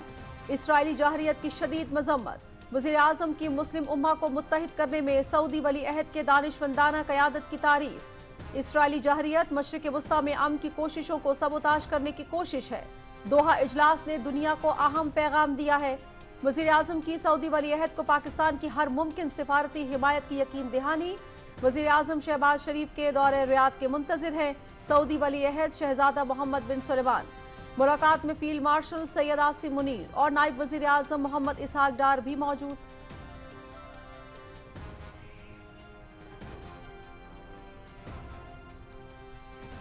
قطر پر اسرائیلی جارحیت، دوحہ میں عرب اسلامی ملکوں کے سربراہوں کا ہنگامی اجلاس۔ وزیر اعظم محمد شہباز شریف کی اجلاس میں شرکت۔ اجلاس میں 50 سے زیادہ OIC رکن ملکوں کے سربراہ اور اعلیٰ حکام شریک۔ اجلاس میں شریک اسلامی ملکوں کے سربراہوں کا گروپ فوٹو۔ وزیر اعظم محمد شہباز شریف کو گروپ فوٹو میں مرکزی اہمیت۔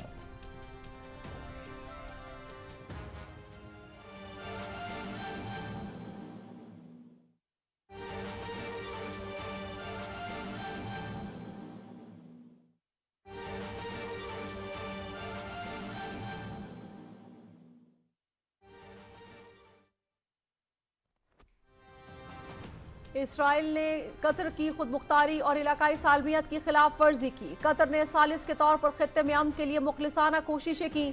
اسرائیل نے مذاکراتی عمل سبوتاژ کیا۔ یرغمالیوں کی پرامن رہائی کے تمام اسرائیلی دعوے جھوٹے ہیں۔ گریٹر اسرائیل کا ایجنڈا عالمی امن کے لیے شدید خطرہ ہے۔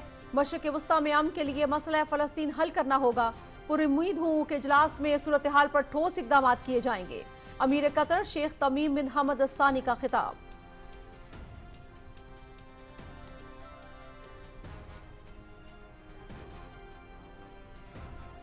اسرائیل کے توسیع پسندانہ عزائم مشرق وسطی اور عالمی امن کے لیے شدید خطرہ ہیں۔ اسرائیل سمجھتا ہے کہ اسے کوئی نہیں پوچھ سکتا۔ غزہ میں نہتے فلسطینیوں کی نسل کشی کا نہ رکنے والا سلسلہ جاری ہے۔ کھلی جارحیت اور جرائم پر صہیونی حکومت کو رعایت نہیں دی جا سکتی۔ مسلمان ملکوں کو اپنی صفوں میں اتحاد کے ذریعے آگے بڑھنا ہے۔ ترک صدر رجب طیب ایردوان۔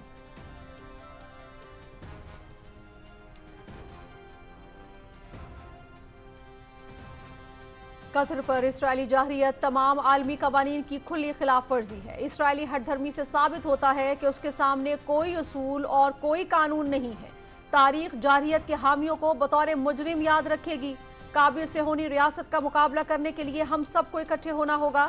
ایرانی صدر ڈاکٹر مسعود پزشکیان کا دوحہ میں خطاب۔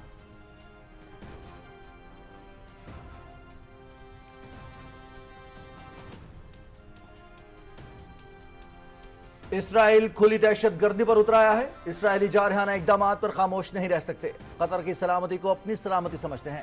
اسرائیلی جارحیت روکنے کے لیے عملی اقدامات کی ضرورت ہے۔ مشرق وسطی مزید کسی جنگ کا متحمل نہیں ہو سکتا۔ فلسطینیوں کی نسل کشی روکنا اور فوری امداد کی فراہمی ناگزیر ہے۔ 1967 کی سرحدوں کے مطابق فلسطینی ریاست کا قیام ہی امن کا راستہ ہے۔ فلسطین، عراق، مصر، اردن، کویت، صومالیہ، مالدیپ اور تاجکستان سمیت متعدد سربراہوں کا اجلاس سے خطاب۔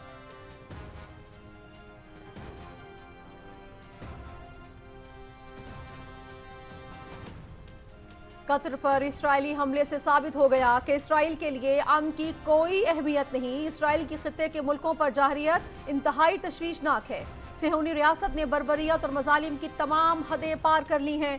عالمی برادری کو جنگی جرائم پر اسرائیل کی جواب دہی کرنا ہوگی۔ اقوام متحدہ کی قراردادوں کے مطابق مسئلہ فلسطین کا حل ناگزیر ہے۔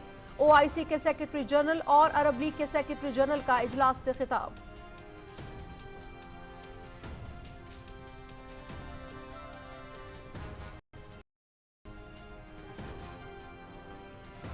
صدر آصف علی زرداری کی شنگھائی الیکٹرک کے چیئرمین وو لی سے ملاقات۔ تھر میں کوئلہ گیسیفیکیشن پلانٹ کے قیام کے لیے مفاہمت کی یادداشت پر دستخط۔ منصوبے سے توانائی کی ضروریات پوری کرنے کے ساتھ زرعی شعبے کو فائدہ پہنچے گا۔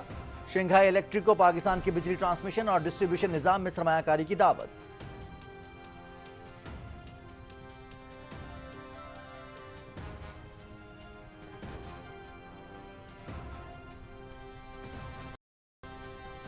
نائب وزیر اعظم محمد اسحاق ڈار کی ترکی کی وزیر خارجہ سے ملاقات۔ قطر اور دیگر ملکوں پر اسرائیلی حملوں کی مذمت، فلسطینی عوام کی جدوجہد کی غیر متزلزل حمایت کا اعادہ۔ مسلم امہ کے اجتماعی کردار کے لیے OIC اور عرب لیگ کے کردار پر زور۔ دونوں رہنماؤں کا عرب اسلامی سربراہی اجلاس کے انعقاد کا خیر مقدم۔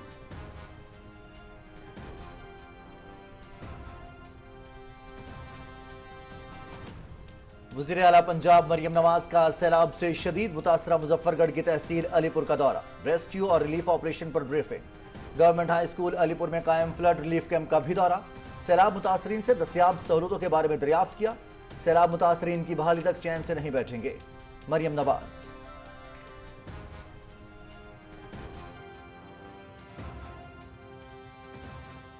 پنجاب کے لیے 1500 بسز آرڈر کی ہیں، جس میں سے 200 جو ہیں وہ آ چکی ہیں، اور پہلی کھیپ اس کی میں پورے پنجاب میں نے اگر کسی شہر کا انتخاب کیا ہے اس کا آغاز کرنے کے لیے تو وہ میاں والی ہے۔ اگر میاں والی کی پہلی public transport state of the art electric buses کوئی لے کر آیا ہے میاں والی، تو وہ نواز شریف کی بیٹی لے کے آئی ہے، الحمدللہ۔ پنجاب میں ٹرانسپورٹ نظام جدید دور میں داخل، لاہور میں electric vehicle bus service pilot منصوبے کے بعد میاں والی میں بھی الیکٹرو بس کا آغاز۔ وزیر اعلیٰ پنجاب نے منصوبے کا افتتاح کر دیا۔ صوبے بھر میں جاری ترقیاتی منصوبوں کی تکمیل سے ترقی اور خوشحالی کے نئے دور کا آغاز ہوگا۔ وزیر اعلیٰ مریم نواز کا سیلاب متاثرین کے لیے مالی امداد کا بھی اعلان۔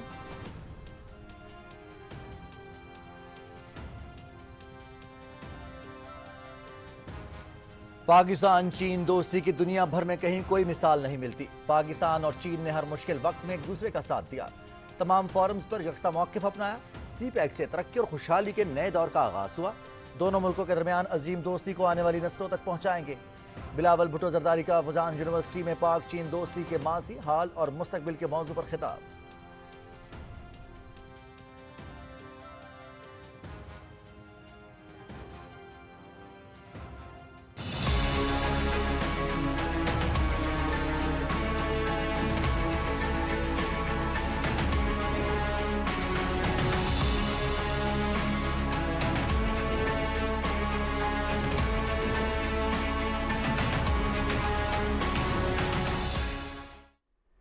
دریائے سندھ میں گڈو بیراج پر اونچے درجے کا سیلاب۔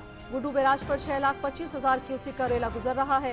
سکھر پر درمیانے اور کوٹری پر نچلے درجے کا سیلاب۔ لاڑکانہ اور نوشہر و فیروز کے کچے کے علاقے میں زمینداری بند ٹوٹنے سے متعدد دیہات زیر آب۔ متاثرہ علاقوں میں ریلیف اور ریسکیو آپریشن جاری۔ متاثرین کو کھانے پینے کی اشیاء سمیت ضروری سامان کی فراہمی۔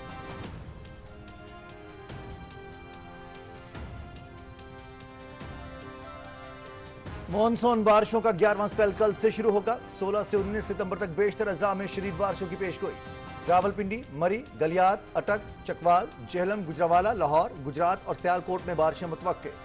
ناروال، حافظ آباد، منڈی بہاؤدین، اکاڑا، ساہیوال، قصور، جھنگ، سرگودا اور میاں والی میں بارشوں کا امکان۔ 18 اور 19 ستمبر کے دوران راولپنڈی، مری، گلیات کی ندی نالوں میں طغیانی کا خدشہ۔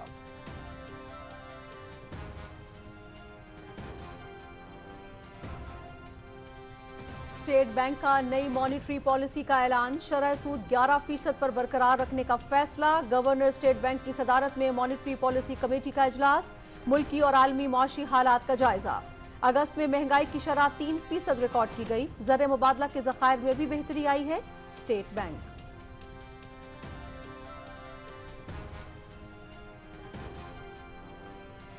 خیبر پختونخوا میں سیکورٹی فورسز کی کامیاب کارروائیاں۔ 13 اور 14 ستمبر کے درمیان شب سیکورٹی فورسز کی 2 مختلف کارروائیوں میں 31 بھارتی ہدایت یافتہ دہشت گرد جہنم واصل۔ لکی مروت میں 14 اور بنو میں فتنہ ہندوستان کے 17 دہشت گرد مارے گئے۔ دہشت گردی کے افرید کے مکمل خاتمے تک جنگ جاری رکھیں گے۔ مادر وطن کے تحفظ کے غیر متزلزل عزم میں پوری قوم مسلح افواج کے شانہ بشانہ ہے۔ وزیر اعظم محمد شہباز شریف کی کامیاب آپریشن پر سیکورٹی فورسز کی تعریف۔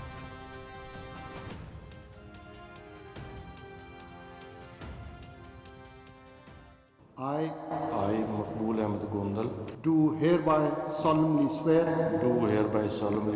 I will bear true faith and allegiance to Pakistan. Auditor general of Pakistan मकबूल अहमद गोंदल ने अपने ओहदे का हलफ उठा लिया। Chief justice of Pakistan justice Yahya Afridi ने उनसे हलफ लिया।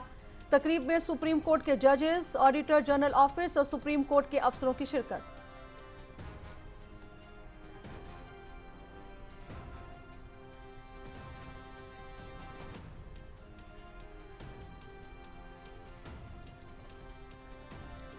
वज़ीर-ए-आज़म पाकिस्तान की हिदायत पर NDMA ने मजीद 100 टन इमदादी सामान गजा के लिए रवाना कर दिया। वज़ीर आला पंजाब मरियम नवाज ने अल्लामा इकबाल इंटरनेशनल एयरपोर्ट लाहौर से सामान रवाना किया। इमदाद पाकिस्तान की जानिब से गजा के अवाम के लिए पैगाम मोहब्बत है। पाकिस्तानियों के दिल फ़लस्तीनियों के साथ धड़कते हैं। वज़ीर आला मरियम नवाज।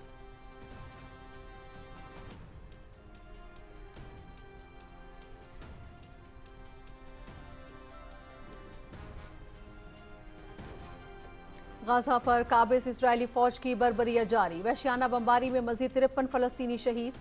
इसराइली फजाइया के शिमाली गाजा में रिहायशी इमारतों और पनागाहों पर हमले।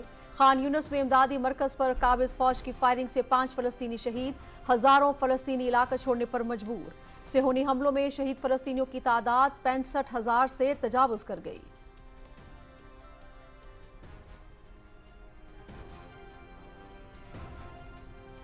मकबूजा कश्मीर में इंसानी हुकूक की संगीन खिलाफ वर्जियों का सिलसिला जारी। कश्मीरी सियासी नजरबंदों को पुरअमन जदोजहद जारी रखने पर इंतकामी कार्रवाइयों का निशाना बनाया जा रहा है। बीजेपी जज्बा हुर्रियत को बदतरीन रियासती दहशत गर्दी के जरिए दबाने की कोशिश कर रही है। कुल जमाती हुर्रियत कॉन्फ्रेंस का हुर्रियत रहनुमाओं और कारकुनों समेत तमाम नजरबंदों की हालत इज़हार पर सख्त तशवीश का इजहार।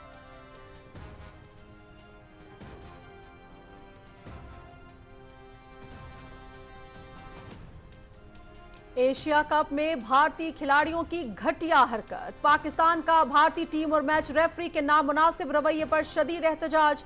कवानीन की खिलाफ वर्जियों पर ICC में शिकायत दर्ज। मैच रेफरी एंडी पाइक्राफ्ट को एशिया कप से फौरी तौर पर हटाया जाए।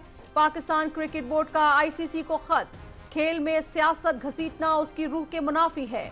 मेरे लिए पाकिस्तान की इज्जत और उसकी साख से बढ़कर कुछ नहीं। Chairman PCB Mohsin Naqvi.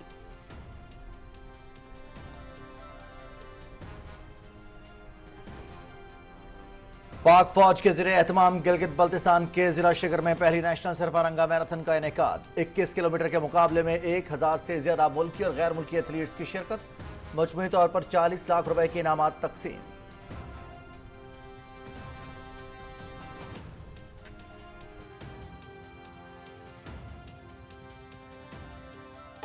Mane skips around from Solan and goes the return. It's Mane, it's 1-0.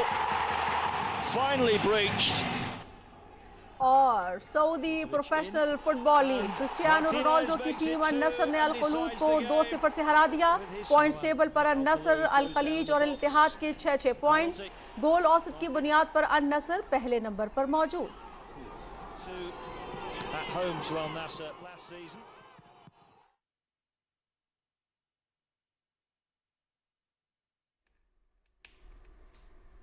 Headlines आप जान चुके हैं। खबरों की तफसील शेयर करेंगे एक ब्रेक के बाद। नैवटेक और प्राइम मिनिस्टर्स यूथ प्रोग्राम के तहत prime minister's youth skills development programme batch 3 का आगाज। हॉस्पिटैलिटी और टूरिज्म सेक्टर में अफरादी कुव्वत की तरक्की के लिए वजीर आजम का खुसूसी package. Restaurant manager, food packaging and quality control, professional cook, travel and tourism programme manager और को पैमाही समेत 13 मुफ्त कोर्सेज में दाखिलों का आगाज।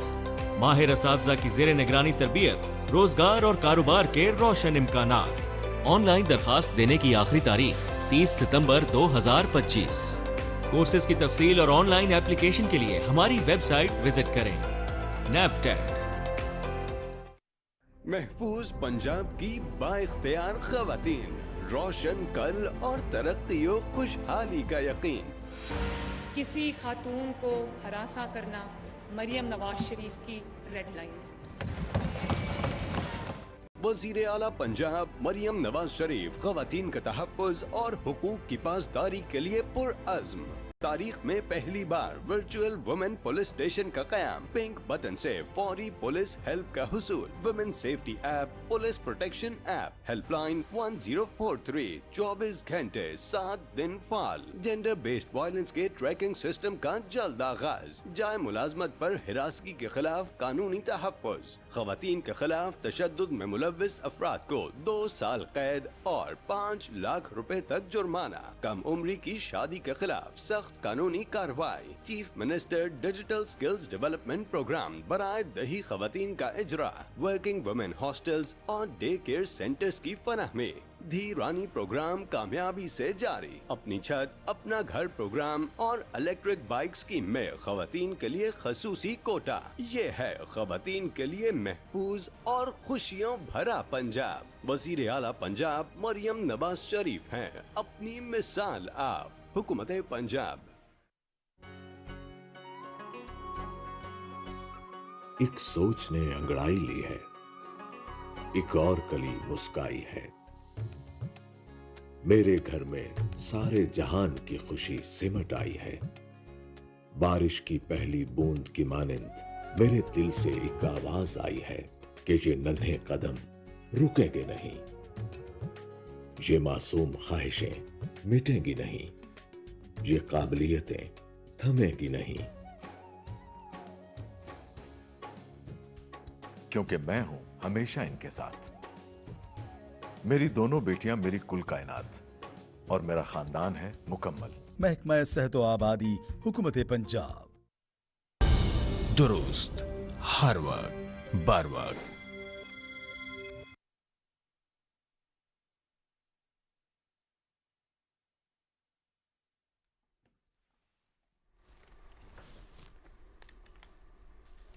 नाज़रीन, वज़ीर आज़म मोहम्मद शहबाज शरीफ ने इंसानियत के खिलाफ जंगी जराइम पर इसराइल को कटहरे में लाने का मुतालबा करते हुए कहा है कि सेहूनी रियासत की अक़वाम मुत्तहिदा में रुकनीत मुअत्तल करने के हामी हैं। वज़ीर आज़म ने आज़ाद और ख़ुद मुख्तार फ़लस्तीनी रियासत के लिए पाकिस्तान की हिमायत का इआदा करते हुए गज़ा में फ़ौरी गैर मशरूत और मुस्तकिल जंग बंदी का मुतालबा किया। तफसील बताएंगे मोहम्मद मसर अब्बास। वज़ीर आज़म मोहम्मद शहबाज शरीफ ने दोहा में होने वाले अरब इस्लामी हंगामी सरबराह इजलास में पाकिस्तान का 2 टोक और असूली मौक़िफ़ भरपूर अंदाज में पेश किया। उन्होंने दोहा पर इसराइली हमले की शदीद अल्फाज में मुज़म्मत करते हुए कतर की क़यादत और अवाम के साथ यकजहती का इजहार किया। वज़ीर आज़म ने कहा कि इसराइली जारहियत का मकसद अमन की कोशिशों को सबूताज करना था। सवाल है कि इन मज़मूम मकासद के साथ मुज़ाकराती अमल का ढोंग क्यों रचाया गया। Pakistan strongly condemns Israel's reckless and provocative attack on Doha.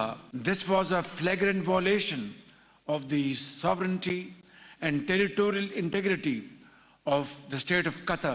Israel's assault against Qatar is not an isolated incident. It is yet another manifestation of its declared hegemonic ambitions. Even in wartime, the role of peace mediators is always deemed inviolable and held sacrosanct. They are the messengers of fragile hope.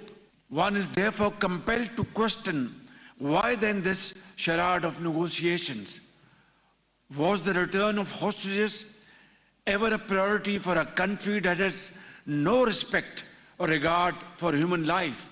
वज़ीर आज़म ने Israeli दहशतगर्दी के शिकार निहत्ते फ़लस्तीनियों का मुकदमा पेश करते हुए कहा कि ये बर्बरियत तमाम हदें पार कर चुकी है। इसराइल के जारहाना अज़ाइम रोकने के लिए टास्क फोर्स तश्कील दी जाए। उन्होंने कहा कि हमने इज्तमाई दानिश से इक़दामात ना किए तो आने वाली नस्लें हमें माफ़ नहीं करेंगी। Pakistan reiterates the following urgent and essential steps.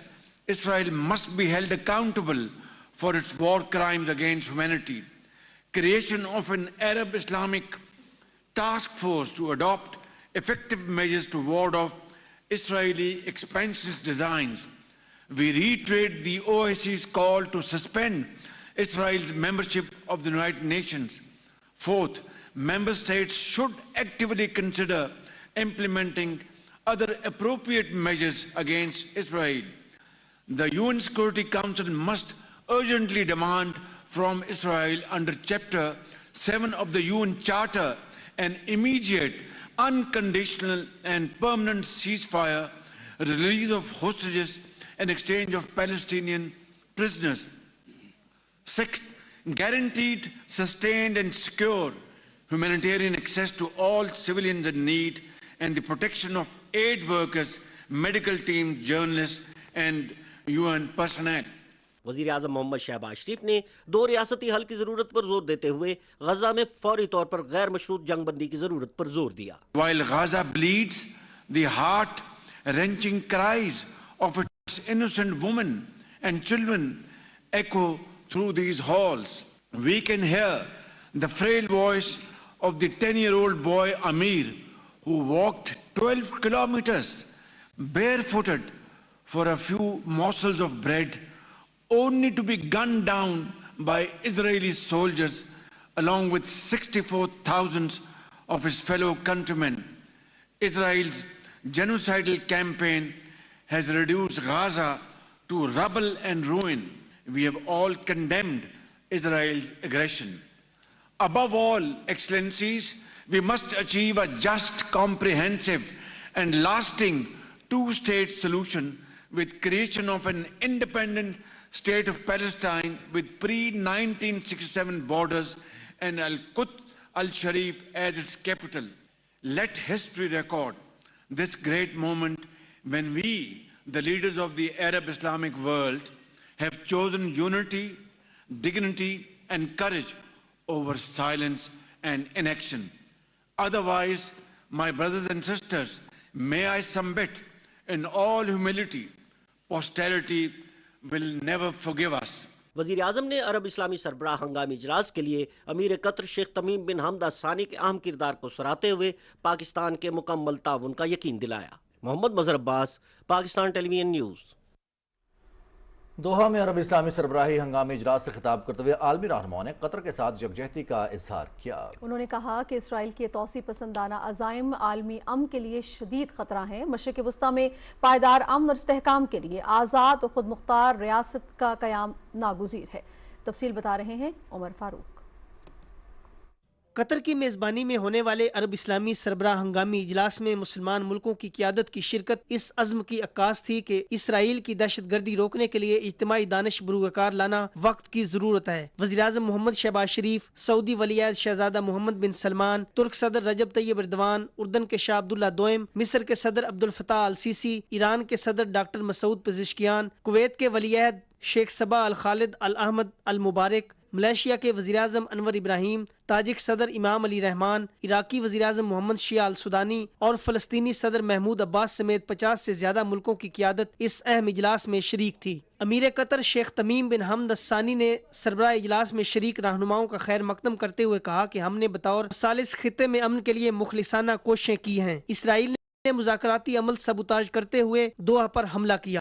انہوں نے کہا کہ گریٹر اسرائیل کا ایجنڈا عالمی امن کے لیے شدید خطرہ ہے. صہیونی حکومت انسانیت کے خلاف جرائم کی مرتکب ہوئی ہے. ترک صدر رجب طیب اردوان نے مسلمان ملکوں کی طرف سے قطر کے ساتھ اظہار یکجہتی کو قابل ستائش قرار دیتے ہوئے کہا کہ اسرائیل کو کھلی جارحیت کی رعایت نہیں دی جا سکتی. مسلمان ملکوں کو اپنی صفوں میں اتحاد پیدا کرتے ہوئے آگے بڑھنا ہے. ترک صدر نے تجویز دی کہ OIC فریم ورک کے تحت اسرائیل کو عالمی عدالت انصاف میں لانے کے لیے مشترکہ حکمت عملی وضع کی جائے. اردن کے شاہ عبداللہ دوئم نے کہا کہ قطر کی سلامتی کو اپنی سلامتی سمجھتے ہیں. اسرائیل کی بربریت روکنے کے لیے اجتماعی دانش بروکار لاتے ہوئے اقدامات کرنا ہوں گے. مصر کے صدر عبد الفتاح السیسی نے کہا کہ اسرائیل نے تمام ریڈ لائنز پار کر لی ہیں. فلسطین میں انسانیت سسک رہی ہے. جنگی جرائم پر اسرائیل کو کوئی استثناء نہیں دیا جا سکتا. ایران کے صدر ڈاکٹر مسعود پزشکیان اور عراق کے وزیر اعظم محمد شیع السودانی نے کہا کہ اسرائیل کی جانب سے بین الاقوامی قوانین کی سرین خلاف ورزی پر عالمی برادری کی معنی خیز خاموشی افسوسناک ہے. دوہرا معیار ترک کرنا ہوگا. انہوں نے کہا کہ صہیونی حکومت کے اقدامات ہماری اجتماعی سلامتی کے لیے خطرہ ہیں. فلسطین کے صدر محمود عباس نے غزہ میں نسل کشی روکنے اور فوری امداد کی فراہمی کے لیے ہنگامی بنیادوں پر اقدامات کا مطالبہ کرتے ہوئے کہا کہ 1967 سے پہلے کی سرحدوں کے مطابق فلسطینی ریاست کا قیام ہی امن کا واحد راستہ ہے. کویت کے ولی عہد شیخ صبا الخالد الاحمد المبارک، تاجکستان کے صدر امام علی رحمان، مالدیپ کے صدر محمد معیزو،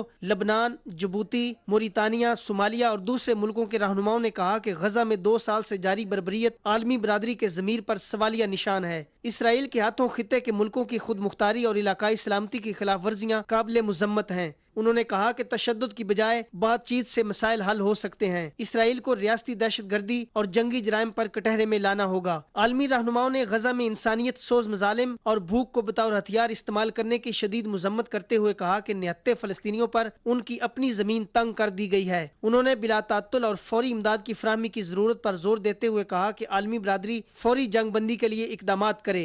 उमर फारूक, पाकिस्तान टेलीविजन न्यूज़। यहाँ पर लेंगे एक ब्रेक। साथ रहिएगा। महफूज पंजाब की बाइख्तियार खवातीन, रोशन कल और तरक्की और खुशहाली का यकीन।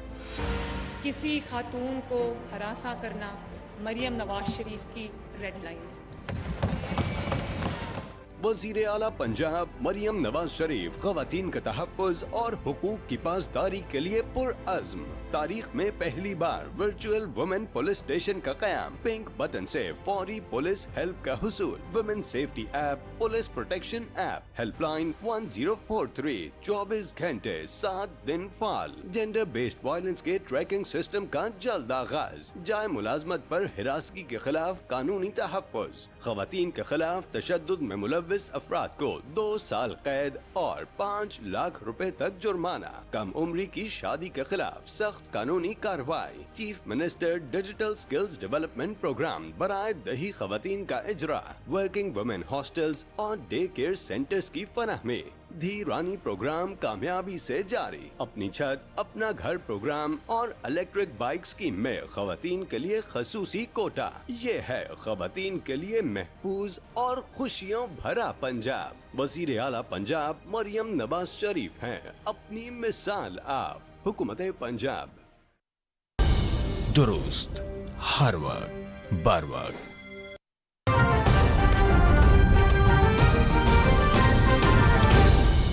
दुरुस्त हर वक्त बर वक्त।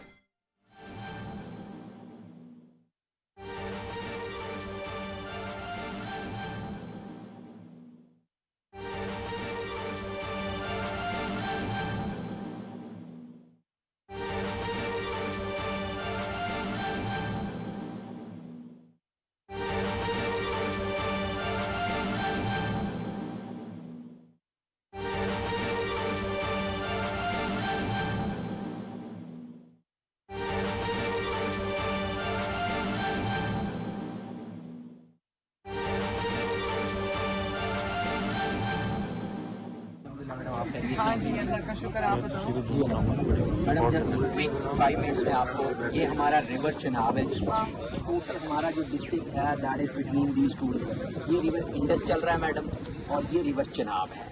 इस वक्त हम सिर्फ चिनाब की बात करेंगे। चिनाब में हमें रिवर रिसीव होता है मैडम झांग डिस्ट्रिक्ट से। ये रंगपुर हमारा पॉइंट है जहाँ से शुरू करके ये सारा मींडर करता हुआ ये सरकी का पॉइंट है। यहाँ तक टोटल हमारा जो रिवर चिनाब है वो 212 किलोमीटर का है मैडम। 212 किलोमीटर में कंप्लीट हमारा बंद है। इसको हम डिफाइन करेंगे। 5 तक ये पॉइंट है मैडम। इसकी स्लाइड हमने ये अलहदा बनाई है जिस एरिया के ऊपर हम बात कर रहे हैं। इसको यहाँ से देख लें जी, यहाँ तक बंद है, कंप्लीट बंद है मैडम यहाँ तक। अच्छा, सिर्फ यहाँ पे 3 किलोमीटर का बंद नहीं था जिसने ये सारा इशू क्रिएट किया। क्यों नहीं था मैडम? यहाँ पे कभी भी फ्लड बाहर नहीं आया इरिगेशन के अपने। अब तो आया है ना? जी अब आया मैडम और उसी ने सुहेब होगा। चलो काजिम और सुहेब दोनों आ जाओ। जी मैडम, ये बंद जो है ना ये बनाना चाहिए। हमें वेट नहीं करना चाहिए कि खुदा न खास्ता दोबारा पानी आए। ये दोबारा आएगा भी प्रोटेक्शन भी है। अब ये मैडम ये हमारी टोटल अलीपुर तहसील है। देखिए इसको यहाँ डिफाइन किया मैडम इस स्लाइड के ऊपर। अब बेसिकली ये हेड पांचनाद है। हेड पांचनाद से जब पानी आया है रिवर चुनाव के अंदर तो ये जो ब्राउन मैडम कलर है ये सारा हमारा कंटिन्यूअस बंद चल रहा है along Indus and along Chenab. But ये पॉइंट था 3 किलोमीटर का जहां कभी पानी बाहर नहीं निकला। और इस दफा क्योंकि वेलोसिटी कम थी, हाइट ज्यादा थी, तो पानी यहाँ से बाहर निकला। सबसे पहली आबादी जो हमारी हिट हुई है वो कहीं से बंद टूटा है? Never madam. ऊपर 212 किलोमीटर में से 100 कहीं यहाँ पे नीचे आके मैडम एक बंद का पॉइंट मैं आपको बताता हूँ। जब पानी यहाँ से आया है और इधर से रिवर साथ चल रहा था तो यहाँ पे 2 पॉइंट्स थे जहाँ पे बंद नहीं था। यहाँ पे भी नहीं था और 2 पॉइंट्स में 1000 फीट में यहाँ पे भी नहीं था। वहाँ पे हमने विजिट करके पार्लियामेंटेरियंस के साथ ओवरनाइट यहाँ पे काम शुरू किया और 10 दिन में ये जो 2 गैप्स थे इनको फिल किया। وہ فل ہو گئے، مگر جب پانی ادھر سے بھی چڑھا اور یہاں سے بھی آ گیا تو اس نے سیپیج کی، کیونکہ وہ بند کی کمپیکشن اس طرح سے نہیں تھی، نیا بنا ہوا تھا، تو وہ پانی پھر یہاں سے اس نے انڈیٹ کیا ہمارے سیپ پورٹ کو. میڈم یہ جو بند ہے نا، یہ کہہ رہے ہیں کہ ہوا یہ 10-15 ڈیز پہلے بتا دیا گیا تھا کہ یہ گرا نہیں، تو اس کی فورٹیفیکیشن نہیں ہوئی اس جگہ کی. انہوں نے کوشش کی لیٹر کوشش کی تو مٹی گری تھی، سسٹین دا پریشر کہیں نہ کہیں تو ہوئی ہے نا. اور ابھی یہ جو آپ کو میپ دکھا رہے ہیں، اس پورے میپ میں جو گرین ایریاز ہیں نا میڈم، وہ ریڈ ہو چکی ہے، یہ گرین بھی نہیں ہے. یہ میڈم یہاں سے جب واٹر نیچے کو چلا ہے تو نیچرلی اس نے پھر یہ والا راستہ اختیار کیا اور یہ انڈیٹ کرتا آیا اس سارے ایریا کو، اور یہاں پہ آ کے اس نے پونڈنگ کی. ابھی کندائی کی کیا سچویشن؟ کندائی ہم کل گئے تھے نا، آل انڈیٹڈ سارا، یہ اب کچھ بھی گرین نہیں ہے، اٹس آل ریڈ.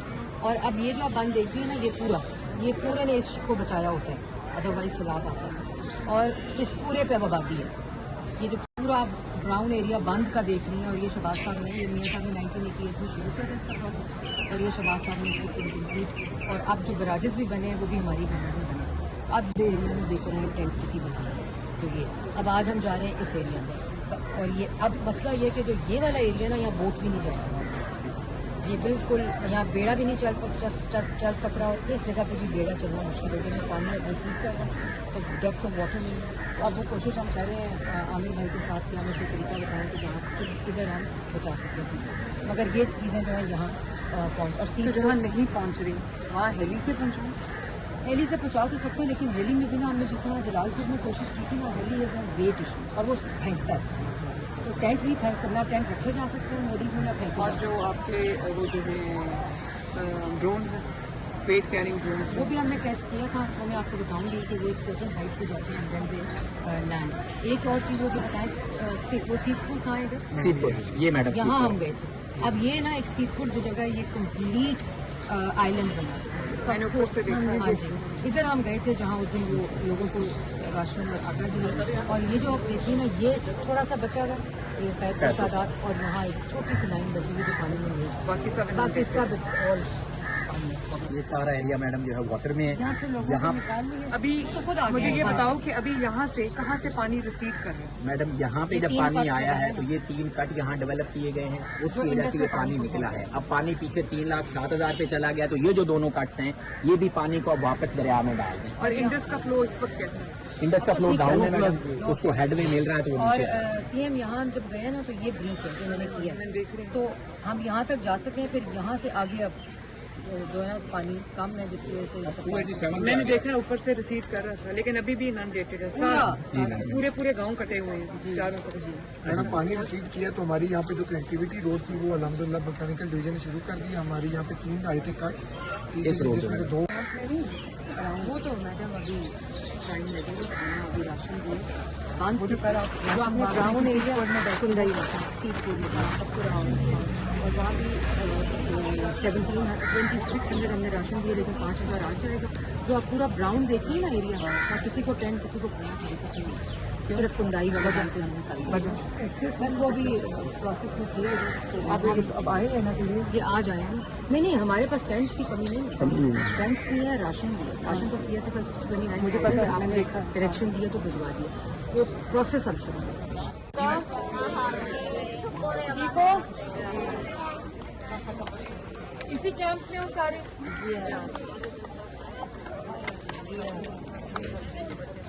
کھانا مل رہا ہے اور بچوں کا دودھ ملتا ہے، کوئی بات نہیں. روٹی کدھر ہے؟ باقی سارے نام لے کر آؤ نا، وہ کیسے کھائیں گے؟ لاؤ ساری روٹیاں رکھیں.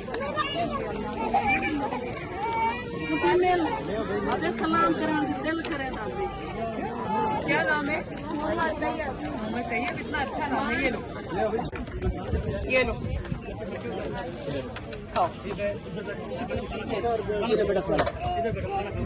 ہاں ادھر بھی دے رہی ہوں. ایک پلیٹ اور دے دو بھائی. کیا حال ہے؟ ٹھیک ہے. ہیلو، کیا حال ہے؟ So sweet. لاؤ جی. اچھا سنو، آپ نے فکر نہیں کی، پانی اترے گا نا آپ کا گھر بنا کے دیں گے، ٹھیک ہے؟ یہ وعدہ ہو گیا، بس فکر نہیں کرنی. چلو کھانا کھاؤ. ठंडा हो रहा है ना खाना।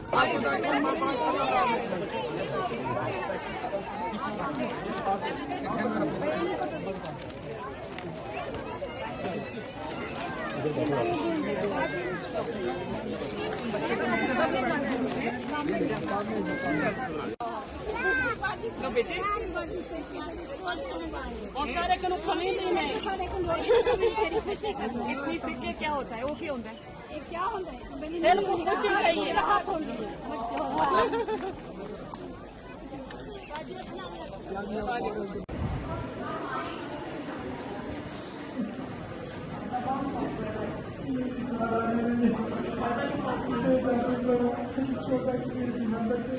कितने बच्चे हैं?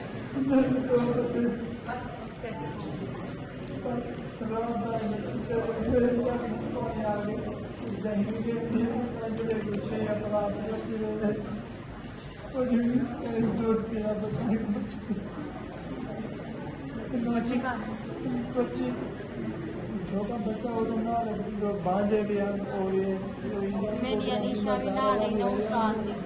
आपका कौन फोटो?